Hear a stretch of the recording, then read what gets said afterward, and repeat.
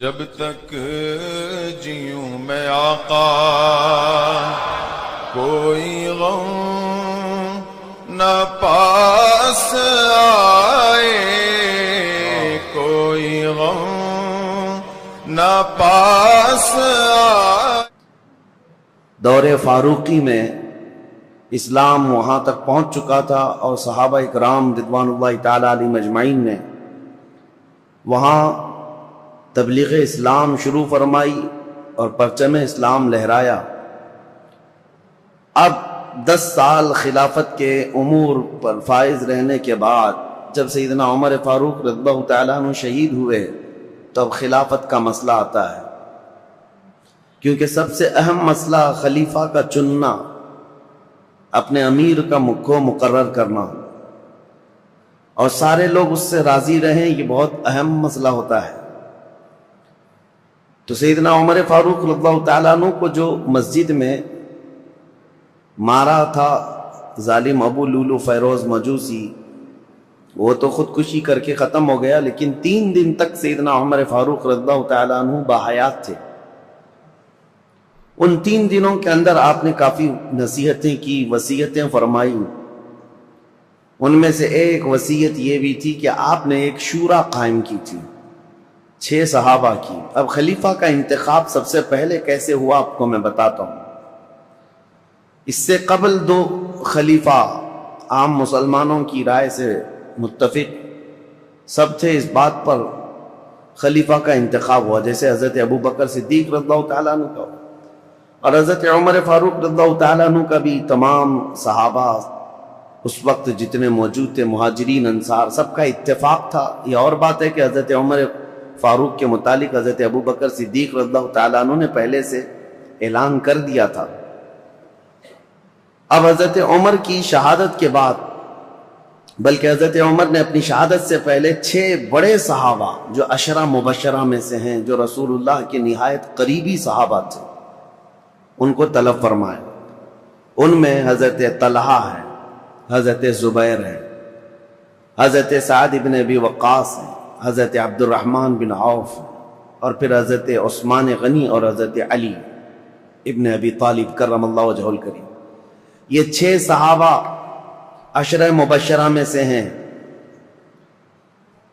ان کے متعلق رسول اللہ صلی اللہ علیہ وسلم نے دنیا میں ہی جنت کی بشارت دی ہے، اور یہ معزز تھے، سابقین اولین میں سے تھے، یعنی سب سے پہلے اسلام لانے والوں میں سے تھے۔ حضرت عمر فاروق رضی اللہ تعالیٰ عنہ نے ان 6 سے کہا کہ تم سب اتفاق رائے سے مسلمانوں کے لیے امیر کا انتخاب کر لینا، کسی خلیفہ کا انتخاب کر لینا، اور زیادہ دن تک مسلمانوں کو الجھن کا شکار ہونے نہ دینا۔ یہاں تک کہ حضرت مغیرہ بن شعبہ رضی اللہ تعالیٰ عنہ ایک صحابی ہیں، ان کو، حضرت ابو موسیٰ اشعری ایک صحابی، ان کو حضرت عمر فاروق رضی اللہ تعالیٰ عنہ نے ایک گھر کے دروازے پر جمع کر دیا تھا۔ یہ 6 صحابہ اندر ہیں اور کچھ مہاجرین اور انصار صحابہ ہیں، کہ کسی بھی باہر والے شخص کو یہاں اندر آنے نہ دینا جب تک کہ یہ لوگ خلیفہ کا انتخاب نہ کر لیں، فتنہ ہو سکتا ہے۔ نئے لوگوں کا شامل ہونا فتنے کا سبب بنتا ہے۔ حضرت عمر فاروق رضی اللہ تعالیٰ عنہ کی یہ بڑی دور اندیشیاں ہیں۔ میں ابھی اور بھی آپ کو بتاؤں کہ ان کی سیاست کیسی تھی حضرت عمر فاروق کی، جس کی وجہ سے معاملات کتنے ٹھیک ٹھاک تھے۔ 6 لوگوں کے اوپر آپ نے یہ ذمہ داری چھوڑی۔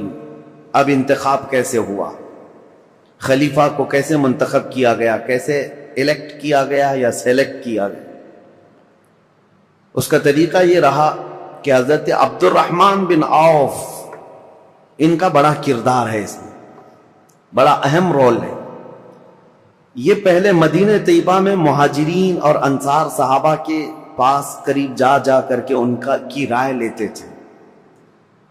تم بتاؤ تمہاری رائے کیا ہے، تم بتاؤ تمہاری رائے کیا ہے۔ رسول اللہ صلی اللہ علیہ وسلم کے اصحاب میں سب سے افضل اب کون ہے اور کس کو خلیفہ ہونا چاہیے؟ تو اکثر مہاجرین اور انصار حضرت عثمان غنی کے بارے میں کہتے تھے کہ حضرت عثمان بن عفان کو ہونا چاہیے، کیونکہ وہ داماد رسول بھی ہیں اور اسلام پر ان کا بڑا احسان ہے امت پر، اور بڑے فیاض ہیں، سخی ہیں، اس اعتبار سے۔ اب اس کے بعد سب کی رائے لے کر کے حضرت عبد الرحمن بن عوف آئے اور پھر حضرت عمر فاروق کا انتقال ہو گیا۔ پھر یہ 6 لوگ بیٹھے تو عبد الرحمن بن عوف کھڑے ہوئے، کہا میری تو خواہش نہیں ہے خلیفہ بننے کی۔ حضرت عمر نے 6 لوگوں کا نام دیا تھا کہ 6 میں سے کوئی بھی ایک منتخب کر لو، میری تو خواہش نہیں ہے خلیفہ بننے کی۔ تو ان کی بات پر حضرت سعد بن ابی وقاص کھڑے ہوئے، کہا میری بھی خواہش نہیں ہے خلیفہ بننے کی۔ 2 تو نکل گئے۔ اس کے بعد حضرت عبد الرحمن بن عوف نے کہا یہ تعداد کو اور کم کرنا چاہیے۔ حضرت زبیر سے پوچھا آپ کی کیا خواہش ہے؟ کہا کہ میں اپنے لیے نہیں، حضرت علی کے لیے میں اپنے آپ کو ترجیح دیتا ہوں۔ سجیسٹ کیا کہ میری طرف سے حضرت علی کرم اللہ وجہہ الکریم۔ حضرت طلحہ سے پوچھا گیا آپ کی کیا رائے ہے؟ انہوں نے کہا میں اپنی جو خواہش ہے یا میرے خلیفہ بننے کی اگر کسی نے امید رکھا ہو تو میں یہ سارا قربان کرتا ہوں حضرت عثمان غنی کے ہاتھ پہ۔ 2 اور کم ہو گئے۔ حضرت طلحہ نے کہا میری خواہش نہیں ہے، میں حضرت عثمان کو سجیسٹ کرتا ہوں، اور حضرت زبیر نے کہا میں حضرت علی کو سجیسٹ کرتا ہوں۔ 4 کم ہو گئے یہ 6 کی شورا کی جماعت میں۔ پہلے 2 تو انہوں نے کہا ہم خلیفہ کے امیدوار ہے ہی نہیں۔ تو جب یہ 4 پیچھے ہٹ گئے تو اب حضرت علی اور حضرت عثمان 2 بچے تھے، حضرت عبد الرحمن بن عوف۔ اب ان دونوں کے درمیان کسی کو منتخب کرنا ہے۔ تو پہلے حضرت عثمان غنی کے پاس گئے، نہیں پہلے حضرت علی کرم اللہ وجہہ الکریم کے پاس گئے، کہا میں اللہ کے احکام اور رسول اللہ کی سنت پر اور آپ سے ہم سے پہلے جو گزر چکے 2 خلفاء کی سنت پر آپ سے بیعت لینا چاہوں تو آپ کا کیا ارادہ ہے؟ حضرت علی رضی اللہ تعالیٰ عنہ نے فرمایا دیکھا جائے گا۔ آپ نے اتنا ہی جواب دیا۔ اور اس کے بعد حضرت عبد الرحمن بن عوف نے کہا کہ اگر میں آپ کی بیعت نہ کروں، حضرت علی سے پوچھا آپ حقدار ہیں، ابھی امیدوار ہیں؟ حضرت عبد الرحمن بن عوف خود کہتے ہیں اگر میں آپ کی بیعت نہ کروں تو آپ میرے لیے کس کو مشورہ دیں گے آپ کے علاوہ؟ حضرت علی نے کہا اگر آپ میرے ہاتھ پہ نہیں بیعت کرنا چاہتے ہیں تو میں مشورہ دیتا ہوں کہ عثمان بن عفان کے ہاتھ پہ بیعت کریں۔ حضرت عبد الرحمن بن عوف پھر حضرت عثمان کے پاس آئے، کہا میں اللہ کے احکام اور رسول اللہ کی سنتوں پر اور 2 پیشتر خلفاء کی سنتوں پر آپ سے بیعت لینا چاہوں۔ تو حضرت عثمان غنی نے کہا ٹھیک ہے، انہوں نے منظوری دی۔ پھر حضرت عثمان غنی سے حضرت عبد الرحمن بن عوف نے یہ پوچھا کہ اگر میں آپ سے بیعت نہ کروں، آپ حقدار ہیں، آپ خلافت کے مستحق ہیں، اس کے باوجود اگر میں آپ کے ہاتھ میں بیعت نہ کروں تو میرے لیے کسی دوسرے آدمی کے متعلق آپ مشورہ دے سکتے ہیں، میں کس کے ہاتھ میں بیعت دوں؟ حضرت عثمان غنی نے کہا اگر آپ میرے ہاتھ پہ بیعت نہیں ہونا چاہتے تو میں مشورہ دیتا ہوں علی بن ابی طالب کے ہاتھ پہ ہو جائے۔ یہ الگ الگ لے جا کر کے حضرت عبد الرحمن بن عوف نے پوچھا تھا، ان کو الگ لے جا کر ان کو الگ لے جا کر، اور اس کے بعد پھر یہ بھی پوچھا تھا دونوں سے کہ اگر آپ کے ہاتھ پر بیعت نہ کی جائے تو کیا آپ کو اس کا خلق ہوگا؟ کہا قطعاً نہیں ہوگا، اس بات کا نہ غم ہوگا نہ قلق ہوگا۔ اس کے بعد حضرت عبد الرحمن بن عوف، مہاجرین اور انصار سب جماعت موجود تھی، اس جماعت کے درمیان آئے اور یہ 6 صحابہ عشرہ مباشرہ یہ بھی آئے۔ تو حضرت عبد الرحمن بن عوف نے اپنا سارا ماجرا بتایا کہ لوگوں سے میں نے معلوم کیا، اور اس کے بعد حضرت علی سے بھی میں نے پوچھا، حضرت عثمان سے بھی پوچھا۔ لوگوں نے پوچھا کہ کیا معلوم کیا، کیا پوچھا آپ نے لوگوں سے اور کیا آپ کو نتیجہ ملا؟ تو حضرت عبد الرحمن بن عوف نے کہا جو مجھے نتیجہ ملا وہ یہ ہے کہ حضرت عثمان کا ہاتھ پکڑتے ہیں اور کہتے ہیں میں اللہ اس کے رسول کے احکام پر ان کے ہاتھ پر بیعت کرتا ہوں۔ عبد الرحمن بن عوف رضی اللہ تعالیٰ عنہ کی بڑی عزت تھی، آپ نے جیسے ہی بیعت کیا 2 نمبر پر سب سے پہلے حضرت علی کرم اللہ وجہہ الکریم نے بیعت کیا۔ کہا کہ ہم حضرت عثمان ابن عفان کو خلیفہ برحق تسلیم کرتے ہیں. اور اس کے بعد جوق در جوق مہاجرین اور انصار صحابہ کے جتنے بھی جماعتیں تھی، طبقے تھے، سبوں نے حضرت عثمان غنی کے ہاتھ پر بیعت کر لیا. اور بالاتفاق صحابہ کا اجماع ہوا اس بات پر، حضرت عثمان غنی کے ہاتھ پر سبوں نے بیعت کیا. لیکن ایک مسئلہ تھا. حضرت عثمان غنی رضی اللہ تعالیٰ عنہ خلیفہ تو مقرر ہو گئے. اس خلیفہ کے انتخاب میں تقریباً 15 سے 20 دن کا عرصہ گزر گیا. جب حضرت عثمان غنی رضی اللہ تعالیٰ عنہ تشریف لائے تو چونکہ آپ کی ولادت سے لے کر کے اب تک کے حالات اس سے قبل آپ نے سنا ہوگا، پھر مختصر میں آپ کو بتاؤں. مکہ مکرمہ میں شریف النفس تھے، طبیعت کے بڑے خلیق مزاج، اعلیٰ اخلاق کے تھے، شرم و حیا کے پیکر تھے. جہالت کے زمانے میں بھی کبھی آپ نے بتوں کی پوجا نہیں کی، نہ کبھی شراب نوشی کی، نہ کبھی جوا کھیلا، نہ کبھی گانا گایا. عربوں میں تو یہ سب چیزیں مشہور تھیں. اسلام لانے سے پہلے بھی آپ پاک باز تھے، عفت شعار تھے. حضرت عثمان خود کہتے ہیں کہ میں اسلام میں 3 نمبر پر داخل ہوا ہوں، اور حضرت ابوبکر صدیق رضی اللہ تعالیٰ عنہ کی تبلیغ پر 3 نمبر پر اسلام لانے والے حضرت عثمان غنی ہیں. اور عجیب اتفاق ہے کہ رسول اللہ کے بعد 3 نمبر پر خلیفہ بننے والے بھی عثمان ابن عفان. اسلام میں آنے میں بھی آپ کا 3 نمبر ہے، اور خلفائے راشدین میں بھی آپ کا 3 نمبر ہے. حضرت عثمان غنی رضی اللہ تعالیٰ عنہ حضور صلی اللہ تعالیٰ علیہ وسلم کے اصحاب الفیل کا جو واقعہ پیش ہے اس کے 7 سال بعد پیدا ہوئے تھے. 7 سال بعد، بعض حضرات نے کہا 6 سال بعد پیدا ہوئے. حضور صلی اللہ تعالیٰ علیہ وسلم کی بعثت کے 6 سال بعد پیدا ہوئے. اس اعتبار سے جب جوان ہوئے تو نبی پاک صلی اللہ تعالیٰ علیہ وسلم نے اپنی ایک بیٹی آپ کے نکاح میں دیا، حضرت ام کلثوم کو. اور ان کے انتقال کے بعد حضرت رقیہ کو، اور حضرت رقیہ کے انتقال کے بعد حضور صلی اللہ علیہ وسلم نے اپنی دوسری بیٹی حضرت ام کلثوم کو نکاح میں دیا. اور یہ حضرت عثمان غنی رضی اللہ تعالیٰ عنہ کے متعلق میرے آقا صلی اللہ علیہ وسلم کا فرمان علی شان ہے. انبیاء کرام علیہ السلام میں حضرت لوط علیہ السلام کے بعد یہ پہلے ہیں جنہوں نے اپنی اہلیہ کے ساتھ اللہ کی طرف ہجرت کی. کیونکہ حضرت عثمان غنی حبشہ گئے تھے ہجرت کر کے. جو 70 صحابہ ہجرت کر کے گئے تھے مکہ سے، مدینے کی ہجرت سے پہلے ایک اور ہجرت ہوئی ہے. 70 کے قریب صحابہ، اور اس میں عورتیں بھی تھیں. اس میں حضرت عثمان غنی رضی اللہ تعالیٰ عنہ اور ان کی اہلیہ محترمہ حضور صلی اللہ علیہ وسلم کی زوجہ، حضور صلی اللہ علیہ وسلم کی بیٹی، یہ ہجرت کر کے حبشہ گئے تھے. اس پر ان کی بڑی فضیلت ہے. ان کو صاحب الہجرتین کہا جاتا ہے، 2 ہجرتوں والا، اور ذو نورین کہا جاتا ہے کہ 2 نور والا. اور حضور اکرم صلی اللہ تعالیٰ علیہ وسلم نے یہ بھی فرمایا، اب تک روئے زمین پر کوئی ایسا شخص نہیں جس کے عقد میں ایک نبی کی 2 بیٹیاں آئی سوائے عثمان بن عفان کے. حضرت عثمان غنی رضی اللہ تعالیٰ عنہ کے نکاح میں آئی، ایک کے انتقال کے بعد دوسری. اور نبی پاک صلی اللہ تعالیٰ علیہ وسلم یہ بھی فرماتے، اگر میری 100 بیٹیاں ہوتی ایک کے بعد دیگرے اگر انتقال کر جاتی تو سب میں عثمان کے نکاح میں دیتا. حضرت عثمان غنی کے متعلق میرے آقا یہ بھی فرماتے، یہ میرے دادا، میرے جد امجد حضرت ابراہیم علیہ السلام سے ملتے جلتے ہیں.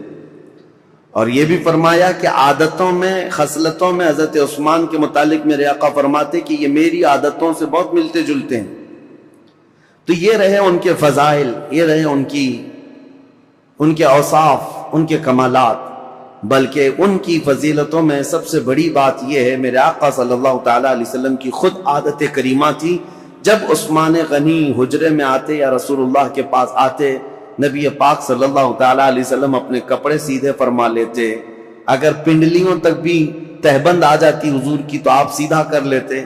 اور جب حضرت عثمان آتے تو حضور صلی اللہ تعالیٰ علیہ وسلم سیدھے ہو کر بیٹھ گئے یا اس طرح فرماتے.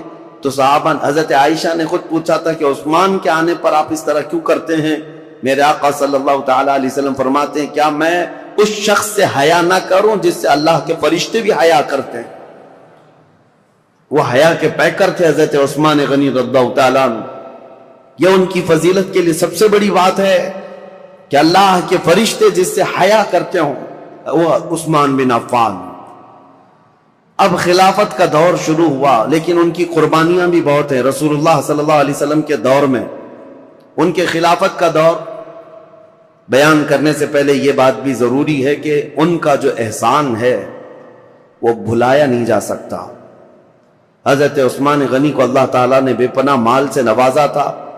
وہ تنہا خلیفہ ایسے ہیں جنہوں نے بیت المال سے پوری زندگی میں 1 روپیہ بھی خرچہ نہیں کیا اپنے لیے، ورنہ دوسرے خلفاء کا وظیفہ مقرر تھا۔ حضرت ابوبکر کا بھی تھا، حضرت عمر کا بھی تھا، تنخواہ مقرر تھی بیت المال سے۔ حضرت عثمان نے کوئی تنخواہ نہیں لی پوری زندگی بھر، بلکہ ان کا مال اتنا تھا کہ رسول پاک صلی اللہ تعالیٰ علیہ وسلم جیش العسرہ کے وقت، ایک جنگ میں جانے کے وقت ترغیب دے رہے تھے مسلمانوں کو کہ کوئی مال اللہ کی راہ میں خرچ کرے، تب حضرت عثمان غنی آئے تھے اور کہا تھا میری طرف سے 100 اونٹ اور ساز و سامان کے ساتھ۔ حضور صلی اللہ علیہ وسلم نے دوبارہ ترغیب دیا تو حضرت عثمان پھر کھڑے ہوئے کہا میری طرف سے 200 اونٹ اور ساز و سامان۔ تیسری مرتبہ حضور نے فرمایا تو حضرت عثمان کھڑے ہوئے کہا 300 اونٹ میری طرف سے اور ساز و سامان۔ نبی پاک صلی اللہ تعالیٰ علیہ وسلم کھڑے ہوئے اور پھر حضرت عثمان غنی 1000 دینار، 40 دینار پر زکوٰۃ واجب ہوتی ہے، 7.5 تولہ سونے کے برابر 40 دینار ہوتے ہیں۔ 1000 دینار حضرت عثمان غنی جھولیوں میں بھر کر رسول پاک صلی اللہ علیہ وسلم کے پاس لا کر نظر کر دیا۔ حضور صلی اللہ تعالیٰ علیہ وسلم ان کے لائے ہوئے دینار کو الٹ پلٹ کرتے تھے اور منبر پر کھڑے ہو کر فرماتے آج کے بعد سے عثمان کو کوئی عمل نقصان نہیں دے سکتا، ان پر جنت واجب ہو چکی ہے۔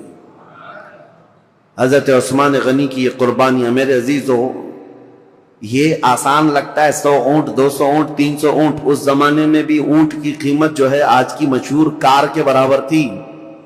اس وقت کی سواریاں ہیں، وہ جس کے پاس 1 اونٹ ہے یہ سمجھ لے کہ وہ بڑا امیر شخص ہوا کرتا تھا۔ اونٹ کی سواری مہنگی سواریوں میں سے ہوتی تھی، اور 100 اونٹ نظر کر دینا، بلکہ 300 اونٹ ایک جنگ میں نظر کر دینا۔ ایک تاریخ داں ہیں، مورخ ہیں، انہوں نے اس زمانے کے کیلکولیشن کے اعتبار سے اس وقت کی جو بھی اماؤنٹ انہوں نے دی تھی حضرت عثمان غنی نے، اس کو کمپیئر کر کے بتایا ہے کہ اس دور میں حضرت عثمان غنی کا دیا ہوا دان، دیا ہوا صدقہ، قیمت اور اس کی مالیت اگر کمپیئر کی جائے تو اس زمانے کے 1 ارب 20 کروڑ روپیہ بنتے ہیں۔ 116 کروڑ یا 120 کروڑ کے برابر وہ رقم ہوتی ہے جو آپ نے ایک بار میں دیا ہے۔ کون ہے جو اتنی خطیر، اتنی بڑی رقم میرے مصطفیٰ کریم صلی اللہ علیہ وسلم کے ایک فرمان پر لا کر نظر کر دے؟ حضرت عثمان غنی رضی اللہ تعالیٰ عنہ یہ وہ شخص ہیں کہ جب مدینہ طیبہ میں تشریف لائے تو مسلمانوں کے لیے میٹھے پانی کا ایک ہی کنواں تھا، وہ یہودی کے قبضے میں تھا اور وہ پیسوں سے بیچتا تھا۔ حضرت عثمان غنی رضی اللہ تعالیٰ عنہ نے حضور صلی اللہ علیہ وسلم کے اس فرمان پر کہ کون ہے جو یہ کنواں مسلمانوں کے لیے خریدے تو اس کے لیے جنت واجب ہے، جنت کی نہر اس کے لیے، اپنے مال خاص سے اس کنویں کو خریدا حضرت عثمان غنی نے اور ہمیشہ کے لیے وقف کیا۔ بیر روما، وہ کنواں آج بھی مدینے میں ہے اور پانی سے لبالب بھرا بھی ہے۔ مدینے والوں کے لیے پانی کا سب سے پہلے انتظام کرنے والے عثمان بن عفان ہیں۔ ان کے علاوہ مدینے کی تجارت کا جو سامان ہوا کرتا بازار میں، یہودی پورے مارکیٹ پر قبضہ کیے ہوئے رہتے تھے، باہر سے آتے تجارت کرتے اور پیسہ بہت زیادہ لے کر جاتے۔ حضرت عثمان غنی نے پورے بازار کو کیپچر کر لیا۔ یہودی تجارت کے قافلے کو مدینہ آنے سے پہلے ہی روک لیتے تھے اور پورا مال خرید لیتے تھے اور مدینہ طیبہ میں لا کر 10 گنا زیادہ قیمتوں پر وہ مال بیچتے تھے۔ حضرت عثمان غنی اس طرح تجارت کے قافلے خود ہی 2 منزلیں پہلے ہی جا کر کے پورا قافلہ خریدنے لگ گئے۔ خرید کر کے مدینے آتے اور یہودی پوچھتے عثمان یہ مال ہمارے ہاتھ بیچ دو۔ حضرت عثمان نے پوچھا ایک بار کتنا تم بڑھا کر کے دو گے؟ یہودیوں نے کہا کہ جتنے میں آپ خریدا ہے اس کا ڈبل لے لو۔ آپ نے کہا نہیں اتنے کم فائدے میں نہیں بیچوں گا۔ یہودی نے کہا 2 گنا زیادہ، یعنی ٹرپل، 100 کا ہے تو 300 لے لو۔ حضرت عثمان نے کہا اتنا بھی نہیں۔ یہودی بڑھاتے گئے، کہا 5 گنا زیادہ میں دے دو۔ حضرت عثمان نے کہا اتنے میں بھی نہیں بیچوں گا۔ یہاں تک کہ بات کرتے کرتے یہودیوں نے 10 گنا تک بڑھا دیا کہ اتنے میں مال بیچ دو، 100 میں خریدا ہے تو 1000 میں دے دو۔ اس سے زیادہ چیلنج کرتے ہیں ہم کہ تم سے یہ مال کوئی نہیں خرید سکے گا، نفع میں ہو بیچ دو۔ حضرت عثمان نے کہا نہ، مجھے اس سے زیادہ نفع چاہیے، اگر خرید سکتے ہو تو بتاؤ۔ یہودی عاجز آ گئے، 10 گنا زیادہ میں خریدنے پر بھی وہ نہیں دے رہے ہیں۔ دوسرے دن سب جب چلے گئے، کہا کہ ہم نہیں خریدیں گے تمہارے مال کو۔ حضرت عثمان غنی مدینہ طیبہ میں ایک میدان میں وہ پورا غلہ اناج اور قافلے کا تجارت کا سامان سب اتارتے ہیں، اہل مدینہ کو آواز دیتے ہیں جس کو جو ضرورت ہے، جتنی ضرورت ہے وہ اس مال سے لے جا سکتا ہے۔ انفاق فی سبیل اللہ، جتنوں کو ضرورت تھی سبوں نے مال لے لیا۔ یہودی آئے اور پوچھا کہ کیا عثمان تم نے مال بیچ دیا؟ کہا ہاں۔ کتنے نفع میں؟ کہا میرے رب کے ہاتھ میں 70 گنا زیادہ نفع میں بیچ دیا، کیونکہ اللہ تعالیٰ نے فرمایا ہے کہ جو اللہ رب العزت کی راہ میں ایک خرچ کرے اللہ تعالیٰ اس کو 70 گنا زیادہ عطا کرتا ہے۔ میں نے بہت بڑا سودا کیا جو تمہاری حیثیت نہیں ہے دینے کی۔ یہ عثمان ابن عفان ہیں۔ اب آئیں، یہ خصائل اور یہ اوصاف حمیدہ ان کے سنانے بہت ضروری تھے۔ اس کی وجہ کیا ہے کہ بعد میں آنے والے حالات اس پر آپ کی نظر ہونی چاہیے کہ حضرت عثمان غنی کا تذکرہ ہو رہا ہے تو ایک عام آدمی کا ذکر نہیں ہو رہا ہے۔ ان کے اپنے کمالات ہیں، ان کی خصلتیں ہیں، ان کی بہت ساری ان کی اسپیشلٹی، یہ سب چیزیں معلوم ہونی چاہیے۔ اب آگے چلتے ہم دور عثمانی پر۔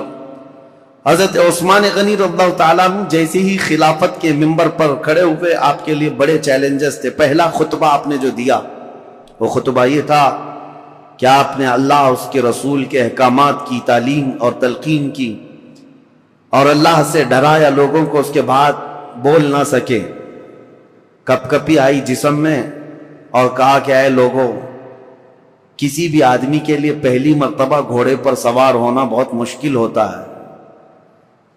پہلی مرتبہ گھوڑے پر سوار ہونا بہت مشکل ہوتا ہے اور وہ سواری نہیں کر پاتا۔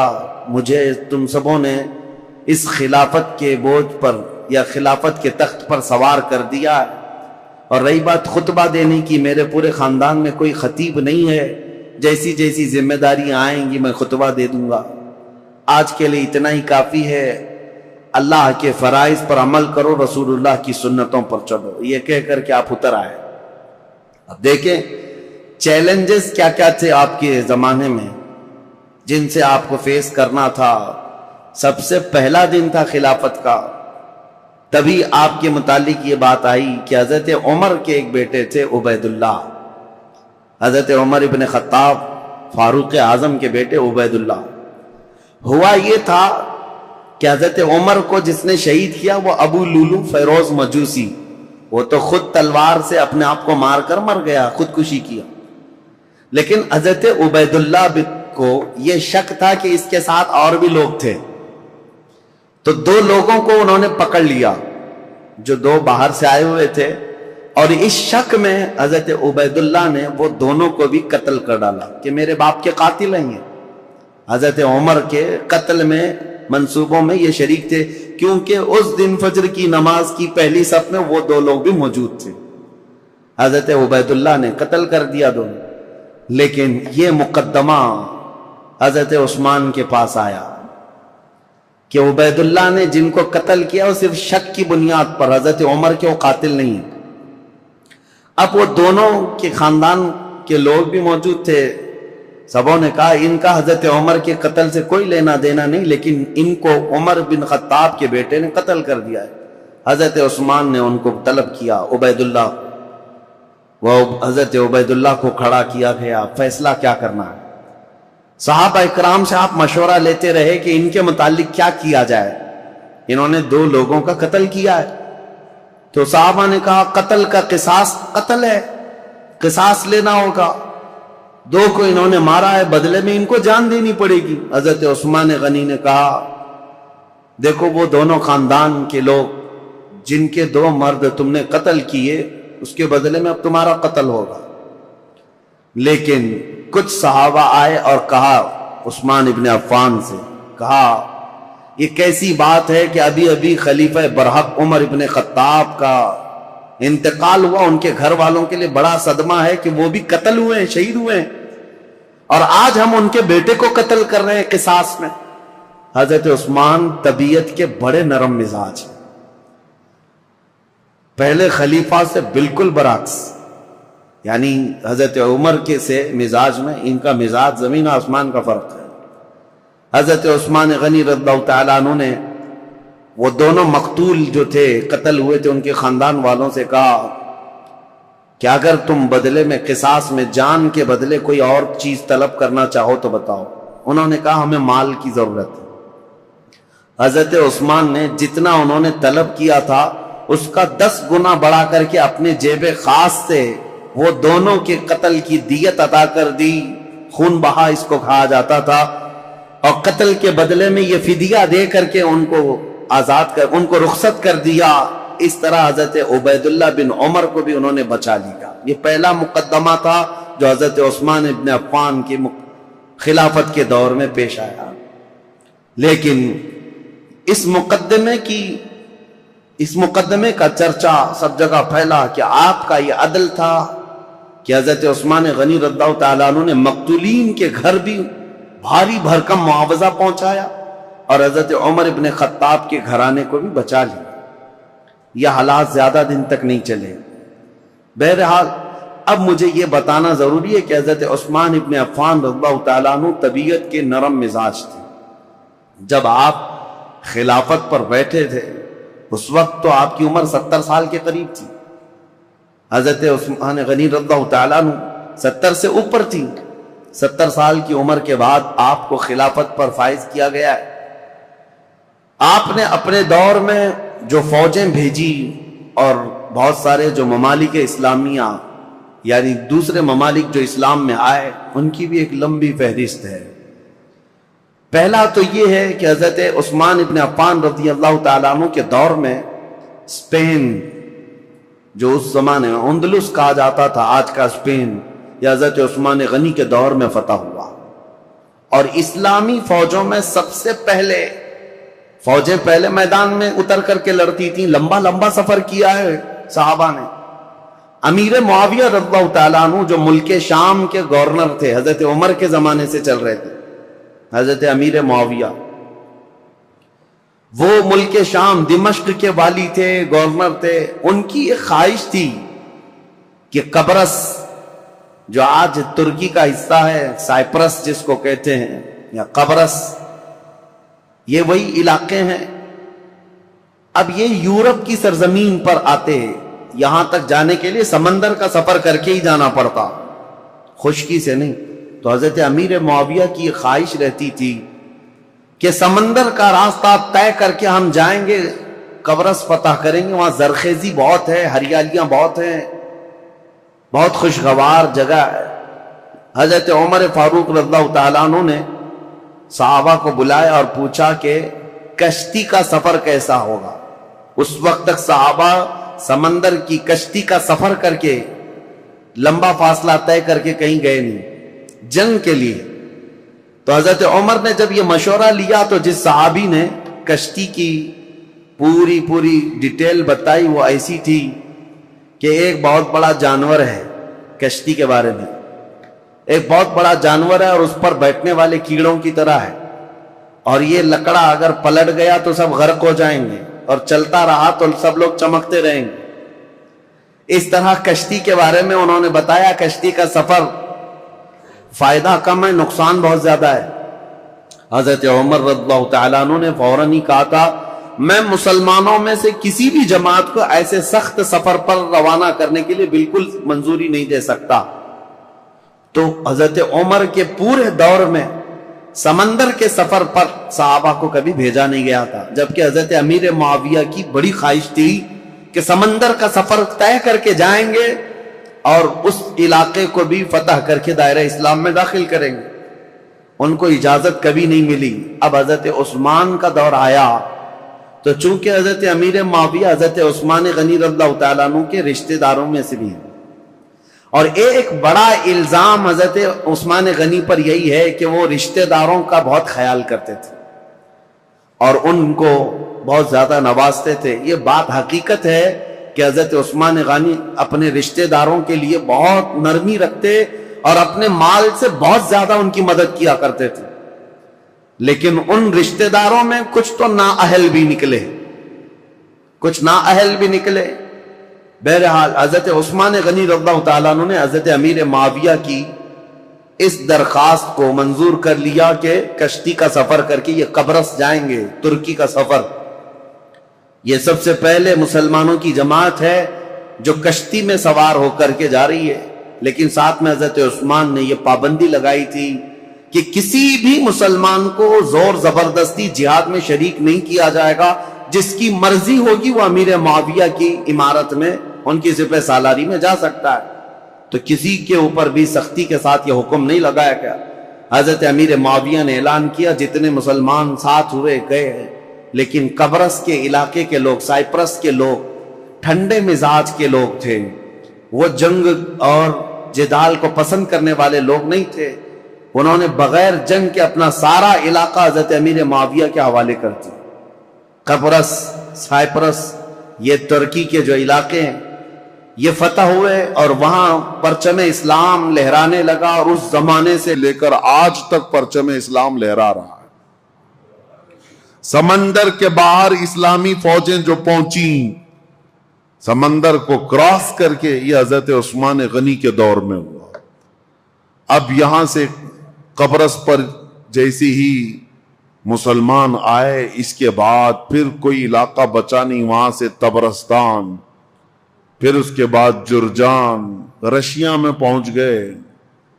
رشیا کے وہ علاقے جو آج ازبکستان وغیرہ کہے جاتے ہیں، اس زمانے میں یہ سمرقند، بخارا، نیشاپور کے نام سے تھے.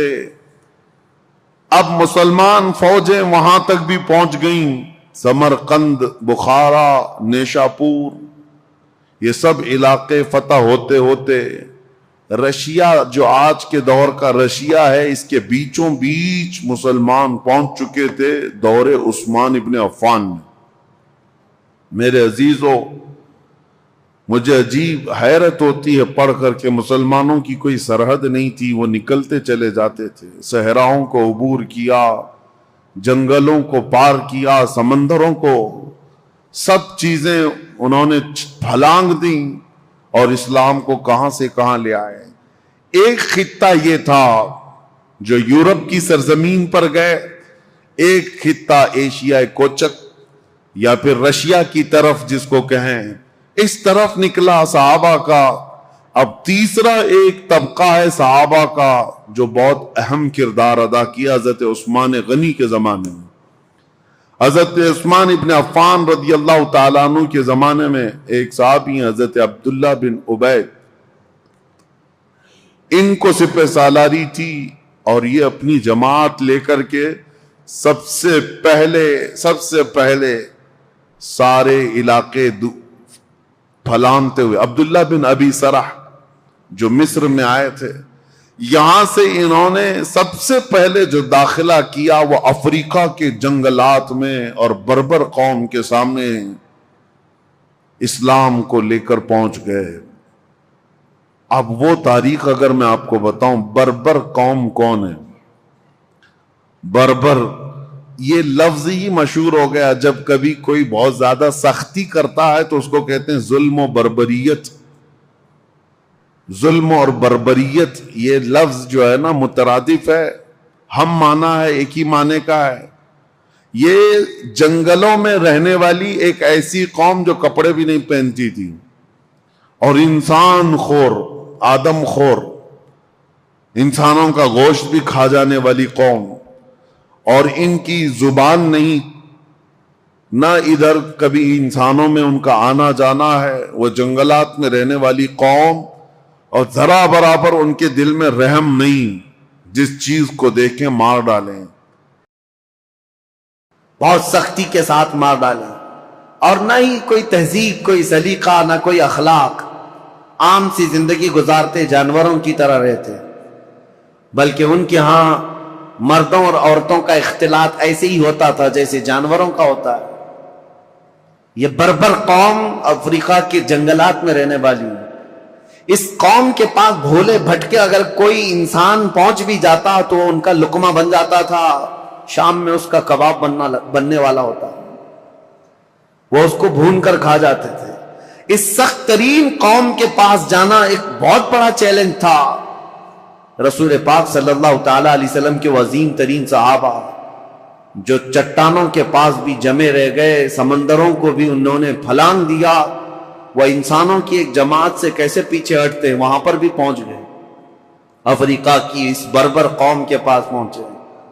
اب آپ کو میں بتاؤں, وہ بربر قوم جو آدم خور تھی, انسانوں کو کھاتی, ظلم ان کا بہت انتہا کو رہتا, وہ اچانک دائرہ اسلام میں آئے, میرے مصطفیٰ کریم صلی اللہ علیہ وسلم کے سچے غلاموں میں شامل ہوئے.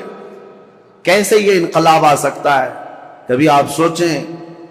ہم نے بہت تحقیق کی کہ ایک نئی قوم کے پاس جانے کے لیے ان کی زبان تو کم سے کم معلوم ہونی چاہیے, ان کو تبلیغ کس زبان میں کریں. اور عربوں کا حال یہ ہے کہ وہ اپنی عربی چھوڑ کر دوسری زبان بولنا ہی نہیں چاہتے. آج تک آپ جا کر کے دیکھیں, انگلش میں بولنے کو وہ عیب سمجھتے ہیں. آتی ہے انگلش, سمجھتے ہیں, لیکن انگلش بولنا نہیں چاہتے. کہتے ہیں نہیں, ہماری زبان عربی ہے, باقی سب گونگے ہیں. عرب کو آج بھی اپنی زبان پر وہ فخر ہے, وہ دوسری زبانوں کو کچھ بھی اپنے ہاں آنے نہیں دیتے.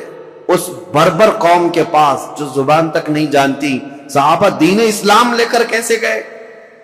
ہم نے معلوم کیا تو اس بربر قوم کو انہوں نے زبان سے نصیحتیں نہیں کی, بلکہ صرف اخلاق رسول سے ان کو اسلام کی طرف مائل کیا.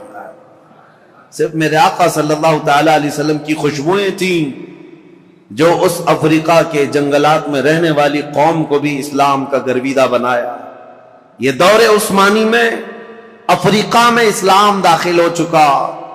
افریقہ کے علاقے فتح ہوتے گئے, اور اس کے بعد ایک دو نہیں, آج کے بر اعظم افریقہ, جو افریقہ کا کانٹیننٹل جس کو کہتے ہیں پورا علاقہ, اس کے کئی ممالک ایسے ہیں جو حضرت عثمان غنی رضی اللہ تعالیٰ عنہ کے دور میں پرچم اسلام سے لہراتے رہے, تو آج تک وہ اسلام میں ہیں. افریقہ کی سرزمین تک اسلام پہنچ گیا. اب یہاں سے افریقہ میں نے 3 علاقے بتائے, ایک ترکی کی طرف قبرص, اور ایک رشیا کی طرف سمرقند, بخارا, نیشاپور, اور تیسرا افریقہ کی سرزمین تک اسلام کو پہنچانے والی جماعتیں حضرت عثمان ابن عفان کے دور کی تھیں. اور سب سے پہلے سمندری سفر طے کر کے جانے والی جماعت بھی حضرت عثمان غنی رضی اللہ تعالیٰ عنہ کے دور کی تھی. خلافت کے کل 12 سال آپ کو ملے. حضرت عثمان غنی رضی اللہ تعالیٰ عنہ خلافت کے کل 12 سال تھے. ان 12 سالوں میں شروع کے 6 سال نہایت ہی اعلیٰ تھے, سب امن و امان, اور سب جگہ اتنے مال کی فراوانی تھی. حضرت عثمان غنی کا دور اتنا خوشحال تھا کہ جو مال غنیمت ملتا, حضرت عثمان غنی جو اس میں تقسیم کرتے, تو ایک ایک آدمی کو اس زمانے میں 1-1 لاکھ درہم ملتے تھے. 1-1 لاکھ درہم, جس کی وجہ سے کچھ لوگوں میں نکما پن آ گیا. جب مال زیادہ آتا ہے تو کام کرنے کی اور کمانے کی عادت چھوٹنے لگتی ہے. پیسہ زیادہ آ گیا تو اب کیا کریں گے, عیش کریں گے. تو کچھ نوجوانوں کے اندر یہ خرابی آنے لگ گئی تھی. وہ گلیل لیتے تھے, کبوتروں کو مارتے اور کبوتر بازی کرنے لگتے, اڑاتے رہتے تھے. پیسے کا نشہ ہی کھیل کود میں لگا دیتا ہے. حضرت عثمان غنی رضی اللہ تعالیٰ عنہ نے اتنا مال تقسیم کیا تھا کہ یہ نکمے ہونے لگے. اس کے لیے باضابطہ طور پر ایک آفیسر, ایک وزیر بنایا حضرت عثمان غنی نے. اور اس سخت قسم کے وزیر, وہ صحابی رسول تھے, سب کی گلیلیں پکڑ کر انہوں نے کاٹ دی, اور جتنے کھیلتے تھے کبوتر ان سب کو قید کیا. یہ سختی کے ساتھ آپ نے کبوتر بازی کو بند کیا تھا. یہ صرف میں مثال کے لیے بتا رہا ہوں کہ فراوانی اتنی آئی, کشادگی اتنی آئی, خوشحالی اتنی آئی کہ ایک ایک شخص کو 1-1 لاکھ درہم ملا کرتے تھے مال غنیمت سے. اب یہ فراوانی آنے کے بعد ہی، اسی لیے کہتے ہیں نا جب مال زیادہ ہوتا ہے تو لوگوں میں فتنے بھی بڑھنے لگ جاتے ہیں، فتنے بھی زیادہ ہونے لگتے ہیں۔ ایک بات آپ یاد رکھنا، اس مسجد کے صدر ٹرسٹی بننے کی بہت زیادہ خواہش ہوتی ہے جس مسجد کی انکم زیادہ ہوتی ہے۔ بہت سارے لوگوں کا یہ حال ہے، کسی غریب مسجد میں ٹرسٹی بناؤ، دوسرے دن استعفا دے کے بھاگا ہے، یہاں تو کچھ ہے ہی نہیں، بلکہ بار بار چندہ کر کر کے امام کو دینا پڑتا ہے، بار بار چندہ کر کے مسجد کو دیکھنا پڑتا ہے۔ غریب مسجد کا جلدی کوئی بننا نہیں چاہتا۔ ہاں جس کی بہت ساری دکانیں ہیں، بہت سارا اس کا انکم کا آنا جانا لگا ہوا ہے، دیکھو کتنے امیدوار ہیں، ہر گلی میں ایک صدر کھڑا ہے۔ مال زیادہ ہے تو فتنے بھی زیادہ، جب مال زیادہ بڑھنے لگتا ہے تو سب کی آنکھیں بھی کھل جاتی ہیں کہ ہمیں بھی خدمت کرنے کا موقع ملے۔ سب بات یہی کرتے ہیں، ہم کو بھی خدمت کرنے کا موقع ملے۔ اس میں کس کی خدمت کا؟ پیٹ کی خدمت کا۔ یہ موقع بہت سارے لوگوں کو چاہیے ہوتا ہے۔ اسی لیے سیدنا ابو بکر صدیق اور حضرت عمر کے دور کا یہ حال تھا کہ وہ بیت المال میں ایک درہم بھی بچاتے نہیں تھے، بانٹ کر کے جھاڑو بھی جھاڑ دیتے تھے، یہاں مال رہے گا تو فتنہ نہ ہونے پائے۔ اب دو چیزیں حضرت عثمان غنی رضی اللہ تعالیٰ عنہ کے دور میں آئی اور مسلمانوں پر ایک بہت برا اثر قائم کر گئیں۔ ایک تو یہ تھی کہ خوشحالی بہت زیادہ آئی، اب اسلام بہت دور دور تک جا چکا ہے۔ ظاہر سی بات ہے، اتنی دور تک ایک خلیفہ کی نگرانی میں چل رہا اتنا بڑا خطہ، یہ ضروری تو نہیں کہ ہر اسلام میں آنے والا سب مخلص ہی ہوگا، کئی فتنے بھی تھے، کئی نئے لوگ اس میں آ رہے تھے۔ اب حضرت عثمان غنی رضی اللہ تعالیٰ عنہ کے دور خلافت میں جو بڑے معاملات پیش آئے اس کی طرف میں آتا ہوں۔ دوسرا ایک کام یہ ہو گیا تھا کہ حضرت عمر کے زمانے میں ان کی دور اندیشی دیکھیں، حضرت عمر کی، حضرت عمر نے ایک پابندی لگائی تھی، جو بڑے بڑے صحابہ تھے قریش خاندان کے، ان سب کو پابندی لگا رکھی تھی حضرت عمر نے کہ کوئی بھی مدینے کے باہر جائے گا نہیں۔ کیوں جانتے ہیں؟ میں پڑھ کر کے حیرت میں تھا کہ حضرت عمر نے یہ پابندی کیوں لگائی تھی۔ شہزادوں کو بھی پابندی تھی، بڑے صحابہ کو بھی پابندی تھی کہ باہر جائیں گے تو نئے نئے علاقے ہیں، اور رسول اللہ صلی اللہ علیہ وسلم کی رشتہ داری کا اعزاز لے کر یہ سب سر آنکھوں پر بٹھائیں گے اور ان کو اتنا چڑھائیں گے کہ خلیفہ کے خلاف بھڑکا بھی دیں گے، آپ ہی خلیفہ بن جائیں، ہر علاقے کا ایک پیر صاحب ہو جائے گا۔ حضرت عمر فاروق نے سب کو مدینے سے باہر جانے پر پابندی لگائی تھی کہ کوئی باہر نہیں جائیں گے۔ یہ ان کی دور اندیشی تھی، یہ نہیں ہے کہ مسلمانوں کا ایک خلیفہ پر متفق ہونا بہت ضروری ہے، ورنہ سب کا سب نظام درہم برہم ہو سکتا ہے۔ لیکن حضرت عثمان غنی نے یہ پابندی ہٹا دی تھی۔ اب ہوا یہ کہ جو بھی صحابی قریش خاندان سے باہر جاتے تھے، جو نئے علاقے اسلام میں آئے تھے، وہ جوک در جوک انہیں دیکھنے کے لیے آتے تھے، یہ رسول اللہ کے خاندان کے ہیں، یہ رسول پاک صلی اللہ تعالیٰ علیہ وسلم کے اہل بیت میں سے ہیں، قریش سے ہیں، اور سب ان کے پاس جمع ہوتے۔ وہی جو دور اندیشی حضرت عمر کے زمانے میں تھی، حضرت عثمان غنی نے یہ سب چیزیں ہٹائی، اور اس کے بعد سب یہ چیزیں پھیلنے لگیں۔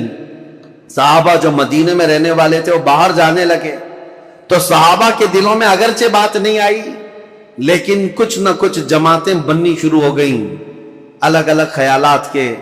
حضرت عثمان غنی رضی اللہ تعالیٰ عنہ کے دور میں کچھ چیزیں ایسی آئیں جس کو آج تک یہودی اور عیسائی انگلی اٹھاتے ہیں ان کی خلافت کے دور کے متعلق، ان کو کہتے ہیں وہ کمزور خلیفہ تھے۔ نہیں، وہ بہت مضبوط خلیفہ تھے، لیکن مزاج کے بڑے نرم تھے، مزاج کے بڑے نرم تھے۔